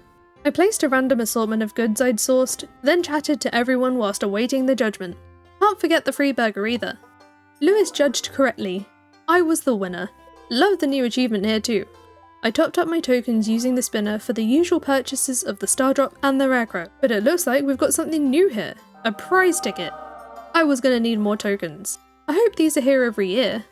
Day 73 was my wedding day. Time to start a new life with our new favourite Joja employee. Well, more of a new life for him than for me. I gave Sam a demonstration of harvesting the farm crops in case he might want to help one day. Those are going to be replaced with another round of yams, but I didn't go home without claiming my next prize of some bombs, and once I planted those yams alongside some sunflower seeds, I was back in the mines for some monster slaying. First for a couple of ghosts for the wizard again, and then to carry on with the skeleton massacre. I actually hit the monster slayer goal that night, but I took my leave after midnight without having finished the quest. On day 74, my cows had grown up so I could start collecting milk. By the time I was finished working on some farm chores, my pickled pumpkins were ready to turn over. Then I dropped into the mines yet again to finish off that skeleton quest, pocketing an extra 6 grand. Next door at the Adventurers Guild, I collected my ugly skeleton mask and sold off some swords I accumulated over the past few days. I'd also now slayed enough monsters to gain access to the back room. I was hoping for and expecting another prize ticket, but I was surprised to find a new book. The Mapping Cave Systems book gives a 50% discount on Marlon's item retrieval service. I don't feel like I die quite as often anymore, and this book is worth 4 grand, so I'll be keeping hold of it instead of reading it for now. The next prize ticket was ready for me in town, so I popped it into the machine for a brand new hat. I thought this was Joja related, but apparently it's a vintage team logo. I'll be wearing it anyway, and walked with it all the way over to the wizard to let him know the 2 ghosts had been handled. I happened to pass by Marnie, so I gave her a frozen tear I was carrying. Didn't even realise it was her birthday, but that gave us enough of a friendship boost to collect those purple shorts. I gave them straight back to Lewis for another 750 gold. I don't feel like messing with him this time. Marnie was so desperate for a cave carrot that she was on my doorstep in the early hours of day 75. I'll bring it over when I can. Owing to some deluxe speed grow, my sweet gem berries were ripe already, one of which went straight into the shipping bin, and the other was a tasty snack for Old Master Cannoli. He traded me for a different tasty snack, one that tastes just like grass. I laid one of my finest cave carrots on the floor of Marnie's shop before going for a very late start to Skull Caverns. I won't count this as a missed camping opportunity because I wasn't originally going to do this today, but I might as well give myself more chances to find the 4 batteries I need. Only problem was, the iridium bats don't tend to appear till at least floor 50, which I only passed via jump hole at 1:40 AM. So yeah, didn't find any today. In fact, this day wasn't even deserving of a loot review. At least we hit level 8 combat, I suppose. I go straight back there the next morning. If I don't keep trying, I'm never gonna get those batteries, and I really want to get over to Ginger Island before the end of the year. I made quite the dent in the iridium bat population, but they must have been warned I was coming because they hid all their batteries from me today, and I passed out on floor 96, mostly out of disappointment. Let's have a look at the loot review then. The The redeeming factor for yesterday's trip had to be the 2 prismatic shards and 3 loot boxes. Aside from that, yesterday sucked. On day 77, I handed a Joja Cola to Sam on the doorstep. Don't worry, I've been doing this pretty much every day. Then I brought a load of geodes and stuff to Clint to open, mostly with a museum in mind. We donated enough for several new rewards today. Aside from the rare crow, the rest was discarded outside. I asked for a barn upgrade from Robin, as well as a few path recipes and the workbench to help me out when I want to craft stuff. Then I got the Sunday desert trades in and said hi to Sandy whilst I was there. As part of my evening axe habit, I was happy to see some of the mahogany trees had grown, and whilst tidying the tapper area, I saw that the mushroom log had grown some purple mushrooms. I probably could have got better results still by placing it further into the tree farm. A strong windstorm kept us up overnight. I didn't even care about how much gold we made here because I was worried there might be damage to the farm, but before I had a chance to assess, I had Gunther waiting outside to hand over the rusty key to the sewer. The farm and my animals seemed safe and sound, so I was happy enough to leave the farm to slay some red slimes in the mines, and the mushroom floor was a nice bonus. It took a few resets to find 4 slimes, but my last one gave me a diamond, and then passing through town reminded me to pick up a new special request. We'll be smushing some bugs this week. I claimed my next prize ticket from Lewis, which got us another free dehydrator. This one went on the front porch because we really need to reorganize things soon. Like, my first cheese machine got shoved in a corner too. I came back to town later that afternoon to unlock the entrance into the sewers. It's about time that we met Krobus, and I got right to the point and asked about the dark talisman for the wizard. But now we have access to the mutant bug lair too. Before heading in there, I checked out their wares for anything new, and found this butterfly powder which you can use to remove your pet. I can't see myself wanting to do this, so I just spent that money on a star drop instead. I killed every bug I could find on my way through the lair to collect the dark talisman. I wanted a head start on the Juicy Bugs quest, but I hardly got any meat. Dark talisman in hand, I made the long old trek to open the railroad cave, but I'm so disappointed in myself here because I completely forgot about the void mayo. I returned with my fishing rod because I thought you're supposed to be able to fish them up here, but I caught multiple void salmon and none of the mayo.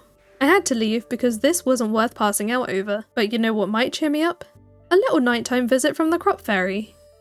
I ignored her work on day 79 though because I'd rather harvest all the sunflowers at the same time. The dino was ready to emerge from the safety of its egg today. I called it Rex. It was just giving Rex energy somehow. And another bit of good news here was the first duck feather. I collected my iridium pickaxe from Clint that I forgot I even asked for. I was really just here to open some artifact troves and mystery boxes, one of which contained a mystery shirt. You bet I'm gonna dress up like a mystery box, slowly becoming one with the loot. With my pickaxe's newfound power, I could break those new boulders in the quarry mines. I found some of the harder skeletons here, and some coal nodes, but nothing else really a note. Not sure if I'm missing the point, or if this is just another location to gather coal, but we have access to it now. I walked out of there to find Abigail with a jade she requested, which wasn't as exciting as she thought, but I chatted to her for a bit and shared a pumpkin with her, which she appreciated so much more. The other one I was carrying was for Caroline for pumpkin carving with Abigail, so now she'll have 2.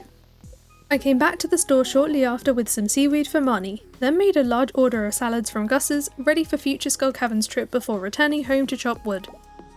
I was dead set on going to Skull Caverns for day 80. It's a different kind of feeling coming in here without the sole purpose of seeing what loot we can come across, but I was, at the very least, excited about finding my first powder melon seed, because that means we have a winter crop to grow that isn't just forage. To be fair, I also found a free auto grabber which is pretty huge, but just like in real life, I can never find any batteries when I need them. I passed out for the night on floor 106, so let's have a look at the loot review. Since we don't get that one from the community centre, I was pretty pleased to find a free crystallarium from a treasure floor. You already knew about the auto grabber, but the other fun thing here is the new fishing hat. I won't be wearing it, but I will be keeping hold of it just in case I change my mind. The auto grabber went in the barn, so I no longer have to manually milk the cows, but annoyingly, I forgot to add the jade to the crystallarium. The ancient crops in the greenhouse were now beginning to fruit, so I could begin expansion for the goal of filling this place out. Then I swapped out a batch of broccoli juice for a round of melon wine. Thursday is an important desert day, first for the magic rock candy, and second for the cheaper deluxe speed grow which I was gonna need to hurry the ancient fruit along. By the evening, I thought I'd better get a move on with the Juicy Bugs quest. I made some progress, but I didn't finish it today. On day 82, I was to head to Skull Caverns again, but I'm not counting this as a missed camping opportunity because I wanted to check the travelling cart first. On the way there, I noticed this tree was missing quite a lot of its height. Must have been that windstorm. I can fix it up with 100 hardwood, so I'll have to come back with this another day. I was after a battery at the cart which I didn't find, but I did buy the Rarecrow because it's half the price here than at the Festival of Ice. I dumped it off at the bottom of my farm, then whizzed off to the desert to continue the search for batteries. I finally got one, but I won't spoil the rest of the loot. You know what Skull Caverns goes like now, so I'll let you know that I passed out on floor 115, so we can move on to the next morning's review. That is not one, but 2 batteries we scored. I'm not sure what I want to do with the slime eggs yet, but with 4 more prizzies, we came back with a great haul. I was already in a good mood from the loot, but a massive crop harvest too, most of which are pumpkins? Nothing can break me today. I brought the 100 hardwood to the giant stump and turned it into a little house. I can't wait to find out who moves in here. That meant I used up a lot of the hardwood I intended to fix the boat with, but I wasn't worried about it because I was still 2 batteries short for the ticket machine. With 1 day before the deadline, I used the rest of this one to butcher more bugs for Willy, but I had to leave with just 2 bug meat to go so I don't miss out on Spirit's Eve. I grabbed the jack-o'-lantern recipe and the Rarecrow from Pierre, and mingled with the townies a bit before making a May-shaped beeline to claim the golden pumpkin. On day 84, I passed by the stump house to find a raccoon hanging out outside. It was hungry and in need of fish. It's like another sort of mini bundle. The clams are easy enough, but I'm gonna have to get my hands on a smoker for the largemouth bass. The merchant didn't have any batteries for me, but on the bright side, I remembered another perk of 1.6. You can now pick up the fruit sapling when you chop down their tree, and hats on pets. That's a thing too. I stored the sapling in a chest for later, then dropped the clams off to the raccoon as a sort of starter on my way to Marnie's to pick up some heaters and prep for winter. From there, I walked to the mountains as a shortcut to the mines to grab the final bug meat. I donated my last dwarf scroll en route to the beach, and in an instant, I'd learned the entire dwarvish language. Willy got his delivery of the bug meat on the final day, the reward money going towards the purchase of the smoker recipe. The prize ticket from that special request got me 4 mystery boxes, one of which revealed a book of mysteries. It didn't stay a mystery for long. The description told us that this helps us find more mystery boxes. I'm really becoming quite the bookworm. I spent 5 grand on a void egg from Krobus, which, instead of hatching it, went straight into a mayo machine because I didn't want to wait that long for another to be laid in the coop. The evening was then for some final winter prep. I obliterated some hay so I could empty the silo to be able to stock up on feed for the winter. It took a few rounds of emptying to be happy with the quantity I saved up, but I left the bluegrass on the ground to see what would happen for winter, a season I was now ready to begin.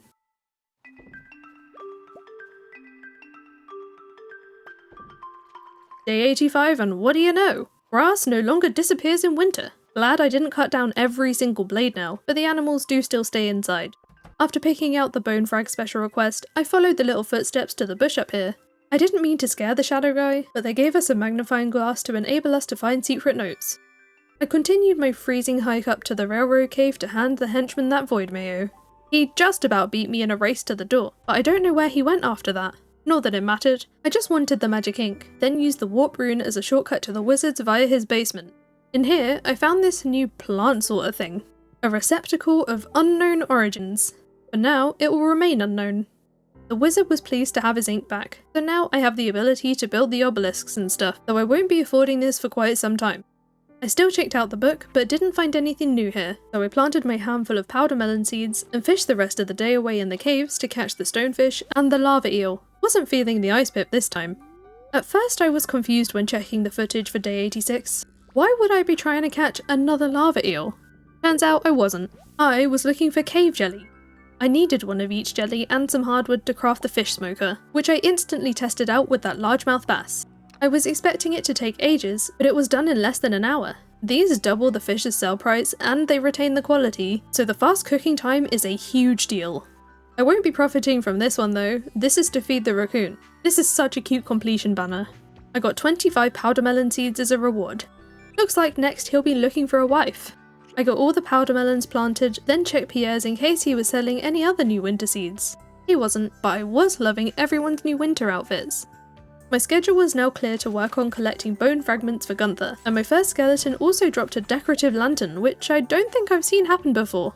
I didn't get all the bone frags today, but I found my first secret note, which was Mr. Key challenging me to get to floor 100 of Skull Caverns, as if I haven't already done it multiple times this year. I wanted to check the luck to decide how to spend day 87. It was looking decently good, so Skull Caverns it is. But first I wanted to stock up on bombs now that I can communicate with a dwarf, who seemed to have noticed I caught a couple of the cavefish. Not sure if that dialogue meant anything, but I was then immediately distracted by the dwarvish safety manual, which reduces bomb damage by 25%. I think I could do with that, but it looks like the bombs here have not escaped the inflation. They're significantly more expensive now, so I had to buy cherry bombs instead, which still very much helped me on my way down. Maybe not quick enough though, because it passed 1 AM and I was only on floor 93, but I got really lucky on floor 95 and tumbled down a hole that was 5 floors deep at 140. Mr. Key confirmed that I am in fact the real deal who doesn't shy away from a challenge, so he presented me with another, a drinking challenge. This iridium snake milk is so nasty, but I chugged it to get the health boost and passed out on floor 102 whilst looking for a treasure floor. Day 88 and it's loot review time. No batteries, none at all. That tent there isn't loot either. I brought it to see if I could sleep in the caverns to avoid the pass out penalty, completely forgetting they only work outside. I only stayed on the farm long enough to refill the kegs, because I wanted to continue smashing up skeletons for Gunther today, but I did catch the bus to the desert once Pam had started working to trade for some totems and a magic rock candy, and even though I didn't need any deluxe speed grow, I still wanted to say hi to Sandy and give her a gift. I'd recently upgraded the barn and was ready to welcome my first goat. I emptied 100 bone frags from my chest into the donation box so I could focus purely on gathering the rest that I needed to satisfy the request, which took me into that night time. On day 89, I checked the travelling cart to find several squid for sale. Willie's after one of those, and it doesn't say I need to catch it, so I bought one. I also took some maypole syrup to the secret woods for the bear since I needed to grab the hardwood here anyway. I asked Robin for the final coop upgrade so I don't have to remember to feed the animals anymore. I'll be wanting the barn to follow shortly after. I took a detour whilst walking through town to stop at the bookseller, but I didn't fancy spending my gold on books today, nor did I see anything that I could nor wanted to trade for. I checked the calendar to see when he'd next return to notice another fishing festival this season, Squid Fest. This is amazing news because I now had some tricks up my sleeve to prepare. The travelling cart. She wasn't just selling one squid, she actually brought 5, and I was having all of them. Willie's gonna have to wait now because every single one of these went into the bait maker. I'm so ready. The other fishes won't know what hit them. For the rest of the evening, I was just in the greenhouse tending to the next round of ancient fruit. Still got a ways to go to fill out the sprinklers. I wanted Sam to start day 90 right with a Joja Cola when he surprised me with a star drop. The perfect breakfast for another day in Skull Caverns. Let's hope this magic rock candy can help me find enough of those all-important batteries today. It did help me find many more treasure floors, but I passed out on 113 without laying my hands on a single battery. Let's have a look at the rest of the loot though. The stars of the show here, and all I really cared about, were the 16 mystery boxes, most of which came from treasure floors. I can't wait to find out what's inside. Actually, I was happy about the sprinklers too, which I'll give a more permanent spot later. I've been slowly adding to the furnaces at the mine so I could keep up with the hundreds of ore I accumulated. Then it was off to collect the prize ticket for the special request so I could claim the houseplant from the machine as soon as Lewis's opened. The lineup revealed this cow thing. All I could think about was that New Year's post Concerned Ape had made. I had to know what this cow was, so I'll be finding any way I can to get enough tickets to find out. That was going to take some time, so I had to focus on the loot in front of me in those mystery boxes. I got a very interesting haul here, which I'll take a proper look at later, but first I donated a couple of bits to the museum for a new reward of triple shot espressos. It was at that point I was ready to show off one of my 2 new mystery hats. Nothing makes me happier than cosplaying as Loot myself. Speaking of loot, I needed a trip to the desert to grab more staircases for the next Skull Cavern adventure. Then I dropped off my goodies at home and swapped out Gandalf's hat because we quite simply must match. Yes, I am that type of dog parent. And now that Robin's done with the deluxe coop, I could buy a rabbit from Marnie. Easter was coming up at the time of recording, so I named this one Lint with chocolate on my mind. Hopefully I can get this barn upgraded soon too, so I can get some pigs and benefit from the auto feeder. I wanted to make an effort for Caroline's birthday, but it took me several hours that evening to find her, including several trips in and out of the store till she finally materialised, after I wandered around for ages in the dark. He got a coffee instead of a rabbit's foot for being so hard to find. Plus, I was better off giving the foot to the Joja truck driver, though I forgot I needed to find the secret note first, so if anyone was inside there, they just ignored me. I found another copy of a book I'd read with some seeds on day 92. I'd get some combat XP for reading it again, so I did. It's the Festival of Ice today, so I said good morning to everyone and sized up the competition, then got to ice fishing. So unfair that everyone else gets a slight head start, but I still managed to reel in 6 fish before the time ran out. More than enough for the win. I went to bed and checked on my overnight profits because I shipped my first couple of powder melons. Gold quality ones are 90 gold each. I'll definitely be saving some to process. And I had a few more ready on day 93. This was another day I was already dead set on going to Skull Caverns. As you can imagine, I was running around in pure desperation for those batteries, but here I found what I think is a new secret note from Grandpa. This is adorable, but on the next page there's some sort of secret we need to find. Is it more loot? I can't let anything distract me today though. I need to keep my eyes on the prize. But after 146 floors, I was not a winner this time. Hold it! No, this does not deserve a loot review. I refuse. At least the ripe powder melons could cheer me up a little on day 94. I've only just been able to pick up this week's special request, and I'm definitely gonna have to go with biome balance because I don't see myself getting these veggies done in winter. I'm not feeling fishing today, so I hunted squid kids in the mines for the wizard, and as I was strolling through the snow to his tower, I saw the raccoon had found a wife who I could trade with for those new seeds. I wanted to congratulate the first raccoon, but before I could get the words out, he told me he was hungry for fruit. Specifically, dried crystal fruit and powder melon jelly. Shouldn't be too much trouble. I collected my reward from the wizard, which included a prize ticket, and handed him a gift whilst I was there. Then came home to make a couple of iridium bands to replace the magnet ring and glowstone ring. I appreciated the extra glow, especially since the sun sets earlier in winter now. I love this detail. Lewis turned his back on me when I came to collect my next prize. Don't know what's up with him, but this woodcutter's weekly book will be handy as it gives me some extra foraging XP. Foraging is my last skill I haven't maxed out yet. From there, I took the minecarts to get to the Adventurers Guild with some gear to sell, but I also had the vampire ring to collect from Gil for the ridiculous amount of bats I've been slaying. I sold everything spare except the ring in case I want it later, then chopped any trees I could find to push towards the last foraging level. I didn't get it today, but I needed to feel like I was making progress. I saw that day 95 was a great luck day, so I better head to Skull Caverns again. Being a Thursday, I could pick up a magic rock candy before going inside. Please bats, I'm begging you! I really need a battery, please! Oh, okay, yeah, thank you. Okay, just one more. I only need one more battery. Pretty please. If you give me a battery, I'll leave the rest of your kind alone. Thank goodness. We've got all the batteries we need. That was so painful. Now, I can go back to focusing on what really matters. Loot. Give me that prizzy. I decided against passing out down here and took my leave at floor 124. Let's do the loot review at the bus stop. Considering I spent so long swinging my sword at bats for those batteries, we didn't do too badly with a couple of 100 ore, and you saw when we got the prizzy. I only got one treasure floor on 100, which had the iridium sprinkler. This will be the last one to complete the greenhouse.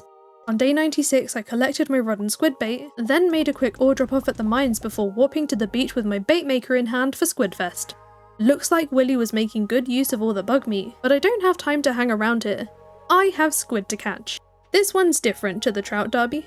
Instead of looking for golden tags, we've got daily catch targets on the board to the left, each of which gives us prizes. And to help with this, the squid will be around all day. I actually forgot how annoying squid can be to catch, so I bought a few trout suits from Willy's shop to help me.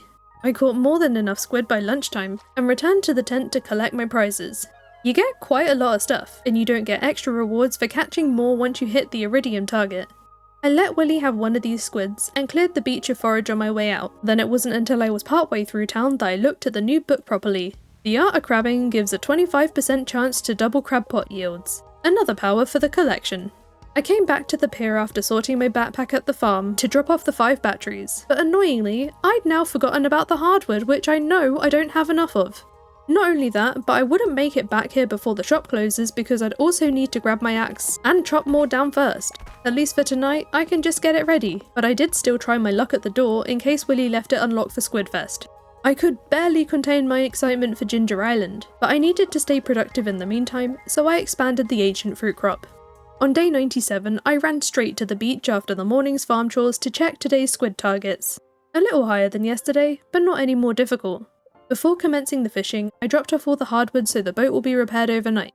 I then completely tunnel visioned those squid, so much so that I forgot about the week's special request, which just so happened to be ocean fishing. Seems I got lucky.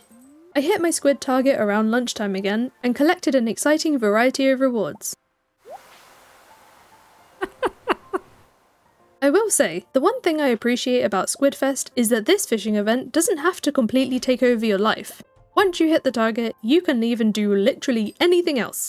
For me, this meant collecting my next prize ticket, and getting all of those mystery boxes open. After setting off more already a bass to smelt, I noticed a sign left by the bus by Pam. She is off work and we have to drive ourselves? That would be fine if I still didn't need to buy a ticket. I couldn't help but notice that the sign was editable, so perfect. Wait. Okay. Wait, no.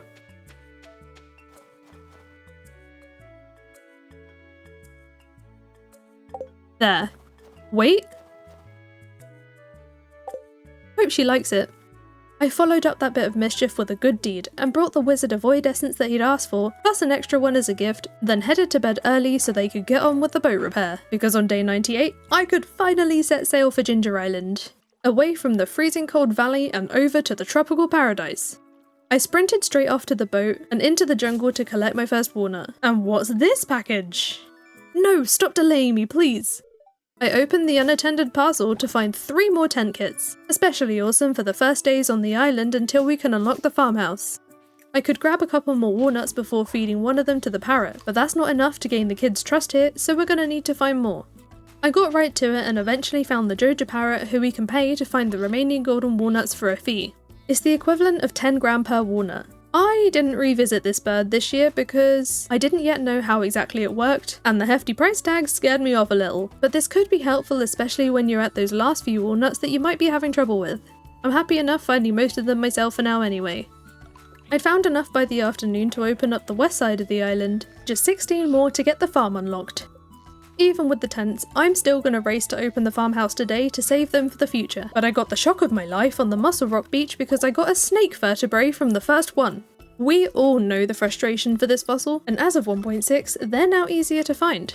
After a lap of the west region, carefully combing the place for golden walnuts, I successfully paid for the farmhouse to be restored. No need to camp out tonight.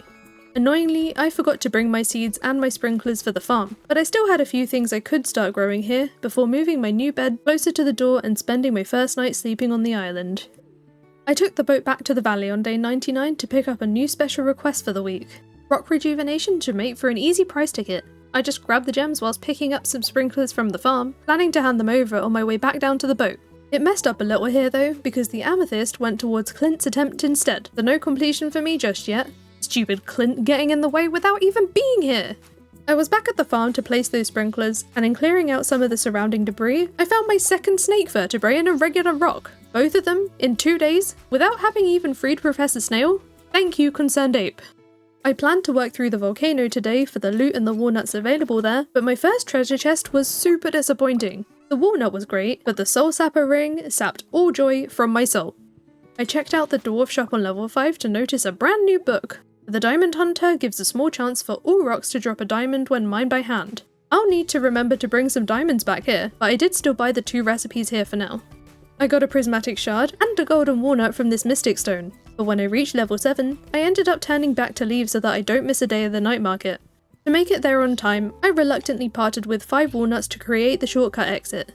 I grabbed the first painting and shielded my eyes from the mermaid show apparently, but I stuck around for the entire thing so that I could claim the pearl. I can't forget to check the merchant's boat. What do you know? She brought a battery. She's mocking me, obviously, but I bought it anyway in case I need it.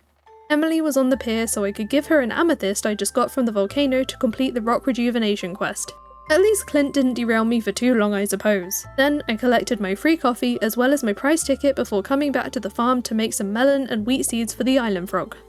On day 100, I accepted a new request from Robin to gather 30 wood for her, loving the new options being offered now. I waited outside Lewis's farm for him to unlock his door so I could collect the much anticipated cow prize. It's a sticker? Are you kidding me?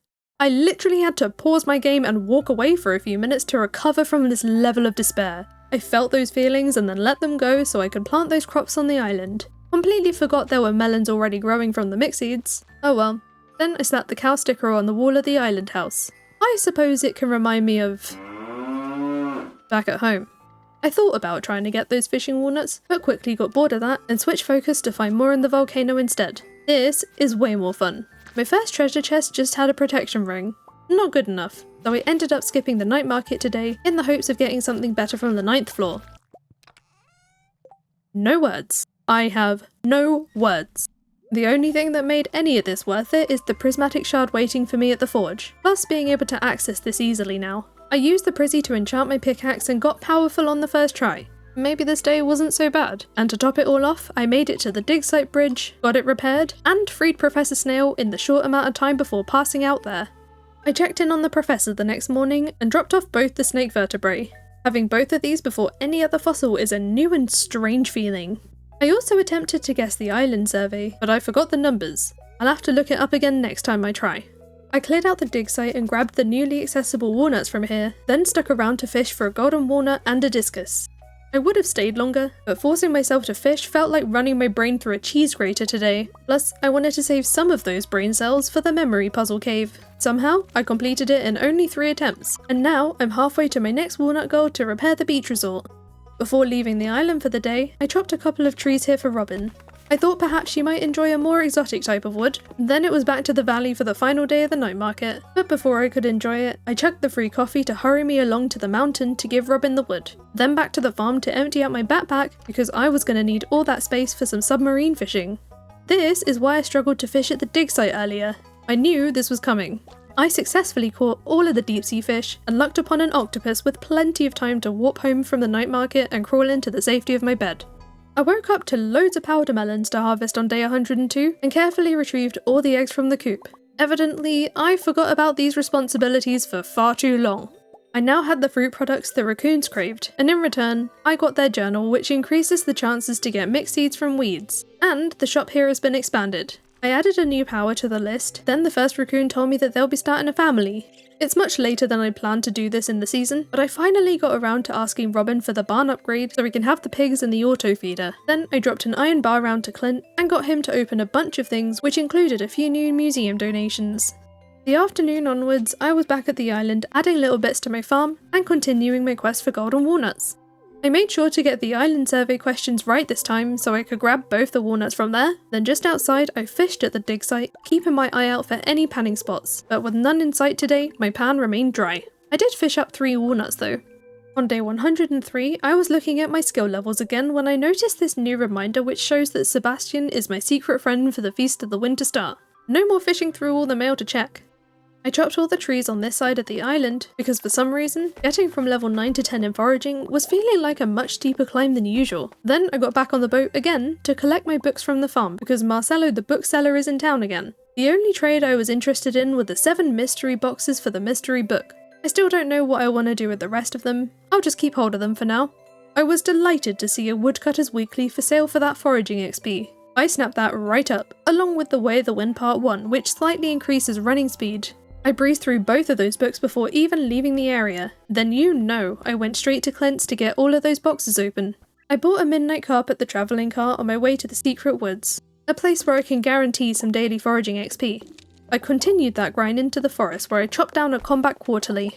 I don't need the combat XP at the moment, so I ran to check what I can trade for it, and to me, a monster musk was worth it. I then went back to deforesting the forest, but even after taking down every single tree, I still hadn't gained that last foraging level. With all the pine cones I accumulated, I traded the raccoons for some powder melon seeds, and got those in the ground even though it's late because soon these will be out of season. I'm gonna be shocked as you are here, but it wasn't until day 104 that I crafted the new big chests. These things are literally enormous. Staying organised is gonna be so much easier now. I spent some of the morning rejigging all of my storage. Much easier now that chests are quicker to move too, and once I was happy with things here, Marnie's shop was open for me to welcome some baby pigs to the barn. I could then work on my foraging level again, first in the secret woods, and then up by the railroad, and by the mountain lake, which I think are the last choppable trees in the valley. I even turned to Mayo in this time of need, when finally, I was ready for some new ideas. With all 5 skills now at level 10, I hurried over to the new door in the forest which was now unlocked. This is the Mastery Cave. I found a new XP goal, which I can build on using any of the skills, and on the wall there were boards for each skill with their very own perks and recipes.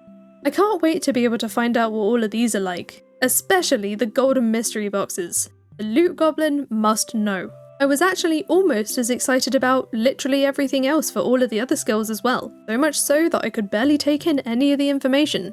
There was also a letter left by Grandpa, though I wonder if this was the place that the secret note was talking about before. But if I want to find out more about any of this, I'm just gonna have to make sure I keep doing those activities that produce some XP. I pondered all of that whilst getting some more pickles going, then I tucked into bed so I could become a botanist for level 10 foraging. On day 105 I had a load of ancient fruit to harvest in the greenhouse which gave me a good boost in the mastery points. All of these ancient fruit will be turned into seeds, so I made a couple more seed makers to get through them at a better pace. The greenhouse sprinklers were now full, so the rest I'll be saving probably for Ginger Island. It took almost half the day to get through all of the fruit, and now that we're about to enter the final week of the season, it was about time that I start preparing the farm layout for spring. Usually, at this point, I would be converting everything to iridium sprinklers, but after the great battery battering from the past several weeks, we know I don't have the batteries to do this, so quality sprinklers it is. I had to stop what I was doing to get the Sunday desert trades in, then it was back to farm prep. I added a fence to contain the barn animals, but I do wish that the long grass could grow over the short grass areas to protect the precious crop space, though I still gave my animals what I felt like was a good amount of space to keep them fed and happy for the year. As for the crops, I wanted to squeeze in as many sprinklers as I could on all of the tillable space. It's probably going to look a little weird, but I'm a little weird, so it fits. Day 106 was for covering the farm in paths. Good thing I'd just gotten loads of wood from the foraging level grind, but I did also add in a few cobblestone paths here and there. I'm not exaggerating when I say this literally took me all day. The reality is, I felt like this task was way overdue, but I don't think I've ever had such a busy winter where I've just not had the time to do it. However, some of it will have to wait until these melons are fully grown, and for this area over here I waited for day 107 so that the preserves jars would be done. At some point, I am going to need to make one more preserves jar to complete this area, but I left it for the moment to refill the furnaces with more sprinkler ores, and pass through town for a new special request to find Robin taking over the entire board. Hardwood was the best choice for me. I'm not getting 1,000 stone in a week. I also stopped by Gus's for some more salads to have on hand too. I went straight to the secret woods from there to make headway on the fresh hardwood, then came home to make a second crystallarium for jades, and more quality sprinklers for the farm. Didn't really think about how the shape of the land might make the sprinkler layout more difficult, but I wanted to cover as many tillable tiles as possible. The only thing holding me back now with those sprinklers was smelting all the ores, so I grabbed some coal from the quarry. The new coal nodes help a lot, and I managed to squeeze in another 14 sprinklers before bed. On day 108 I welcomed a new baby lizard to the coop called Gecko, because I love geckos. We're slowly filling out the spots in the coop. Willie sailed me to Ginger Island because I was missing my second home where I found my first lot of taro ready, one of which was hiding a walnut. After clearing up the beaches, I axed down all the hardwood trees I could find to get a move on with Robin's quest. There were also a few fossils and artifacts waiting at the dig site for me, so I could add some legs to Professor Snail's collection. I then grabbed my fishing rod to find another walnut. It didn't take me long to get the last one I needed to restore the beach resort, so I could start collecting all the walnuts from the Pirates Cove area. I fished at the beach just outside to pass a bit of time. I needed to catch the lionfish, and it's an even-numbered, non-rainy day, so the pirates will be visiting here for me to win all 3 darts games for 3 more golden walnuts. Don't think I ever got a perfect game before either. Instead of sleeping on the island, I decided to sleep at the farm so I could collect more hardwood from the secret woods before bed. Plus, I'd already be in town and ready for the Feast of the Winter Star the next day. I had some time before the festivities would begin, so I traded for the magic rock candy at the desert, and I wanted to catch the desert fish. The scorpion carp showed up on my first cast, and I caught it on my first try. A true Winter Star miracle. I also got a couple of sandfish and some treasure, then came home just as the festival was starting to grab a frozen tear for Sebastian. I wished everyone in town a merry Winter Star, then checked Pierre's stall for new stuff. Did he usually sell garlic and duck eggs before? Me being me, I grabbed the garlic. We're mid-days away from the seeds being sold, but I just couldn't leave behind a garlic. I handed the much-loved frozen tear to Sebastian, and as for my gift giver, it happened to be Sam. Let's see how well he knows me. 10 deluxe speed grow, looking after me and the farm? I love it. More than anything though, I was just excited about the garlic, which went straight into the seed maker ready for Ginger Island. We're gonna need it for the frog. On day 110, there were some powder melons to harvest scattered across the crop field, so once I completed the set of preserves jars, I could make a small amount of progress with the paths here. Just one more batch of melons to go to finish this off. I noticed the giant stump now had a new resident, which meant the raccoons were hungry once again. Mushrooms were the craving this time, but I didn't think I'd really classify algae as a mushroom. Luckily, I had everything they wanted at home, this time getting a raccoon hat as a thank you. Kind of worried about how and where they got this, so I'm just gonna stick with my mystery hat. It's a little bit more me anyway. Even more worrying, I could trade for more of those hats from their shop. I'm not even gonna ask. I added to the week's hardwood count before bringing those garlic seeds to plant on Ginger Island. The first melon was ready too, and when I went to greet the frog, I noticed the dialogue style is a little different now. He seemed just as happy to see the new melon in exchange for 5 golden walnuts. The long yellow thing which tickles the skin and waves in the wind was also ready here. Still creeped out to see that he still wants to tickle me. I'll just take those walnuts and be out of here, thank you. I took some time to clear out the remaining debris from the island farm and found a journal scrap for a dig spot. I wasted no time in knocking this one off the list because it also comes with a pearl. I had a brief walk around the jungle in the dark that evening to search for a mummified frog so I could bring it to Professor Snail with the spine I forgot I had. That's another walnut checked off. Then I walked away back to the valley because the smelting must not stop. Most of the remaining powder melons could be picked on day 111. Most importantly, these were the last ones blocking the path. I gathered the last of the hardwood I needed from the secret woods, which I delivered to Robbins right after for the reward. But we know the ticket is what I was really after. This one just got me some omni-geodes, but it brought me a step closer to much better things. To be fair, those did remind me to pop home and grab my golden coconuts for Clint to open, getting both the things I was hoping for at once. And it looks like my mystery boxes were trying to help me set up for spring. I then donated more items to the museum and earned rewards for the first time in a while. The farm totems are handy, but the sloth skeleton head will be going outside to complete the display here. Marnie's was to be my next stop, but first I handed a cactus fruit to Willie who was conveniently fishing just outside to complete his bulletin board request. With that out of the way, I could head inside to buy a couple of goats called Goofy and Gertrude. I allowed myself a little distraction from the questing and spring prep that afternoon.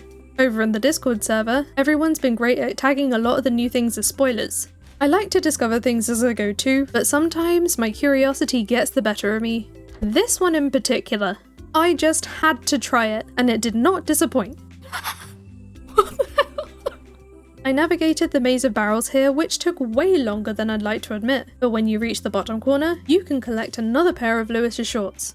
Apparently, you can do this daily and really start a collection, but then a pair came to life and began to attack. There's the what? And I can't seem to hurt them either. Oh my god, they hurt. Oh, they can kill. They can kill you. They can actually kill you. Okay, I'm gonna. That was far more traumatizing than I was expecting. I will not be going back there. For the night, I enjoyed the safety of the farm and got another load of sprinklers down. Day 112, the last day of the year to tie off some loose ends before spring. Also I thought. I started with making a couple more cheese machines now that we got loads of milk to get through, and a couple more mushroom logs to add to the tree farm. I said goodbye to the last of the powder melons of the season, then suddenly my inner loot goblin took over anything sensible within me because I dropped everything to go to Ginger Island for the volcano. I freed the island trader on the way up there, then worked my way up through the floors, but it was at level 4 that the world was trying to remind me I should really be doing something else when I ran out of water on my way to this button. Instead of listening and teleporting home, I stubbornly ran all the way back to the entrance just to refill my watering can, and then ran all the way back to complete the path so that I could get to the 5th floor, because I didn't want to live another day without having read the Diamond Hunter. Like I said, the loot goblin took over every cell of my body today. I got back to the boat once I got what I was after, but then fished at the beach for a bit so I could catch an albacore to bring to Gus for his stew, just to clear another task from my journal. Back on the farm, I had a few machines to tend to, then it was off to bed for me, ready for whatever the new year will bring.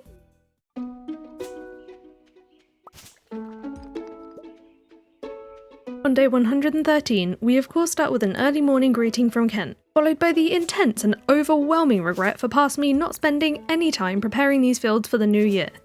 That leaves me no time to dwell on anything. We've got our work cut out. For this year's seeds, I'm making sure I plant enough to have a few of each crop for cooking, then picking another crop or two just for profit. In the spring, this will be a mix of cauliflowers here and rhubarb from Sandy's shop, and we can't forget to grab some garlic from Pierre. Since I needed to till and water everything myself, it took me all day to get everything planted, and I didn't even cover all the sprinklers. On day 114, I gathered eggs for the first time of the year, and thankfully we have the auto grabber in the barn for the milk to save some time.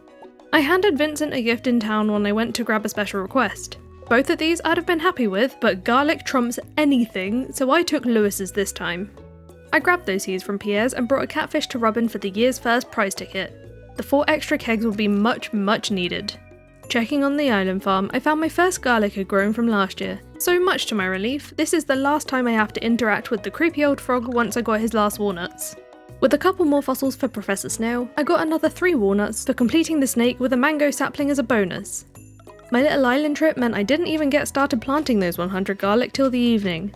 I didn't bother watering them since they only take a few days to grow. Then I spent the rest of the night picking the greenhouse ancient fruit to turn back into seeds. I visited Clint on day 115 to smash some things and finally upgrade my pan. I was pretty cross with myself for forgetting this till now. On my way back, I spotted that Pam was on vacation again, so of course I had to let her know she was missed. That feels a bit mean.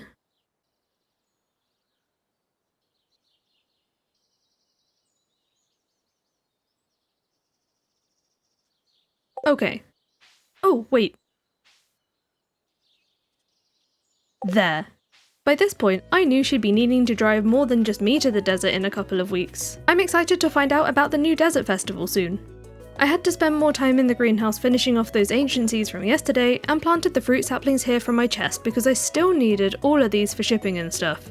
I then removed a few of my many disused sprinklers to bring to Ginger Island because it's time to put them to work growing some more ancient fruit.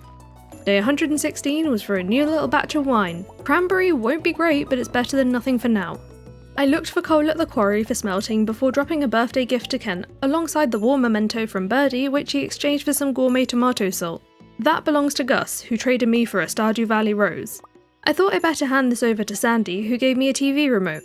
It took me a minute to show George how to use it, but then he thanked me with an Arctic shard. This looks like something the wizard would like. Bit offended that he thinks a worm is a worthy token of gratitude, but I took care of it for a while and headed to Joja to buy a couple of 100 potatoes.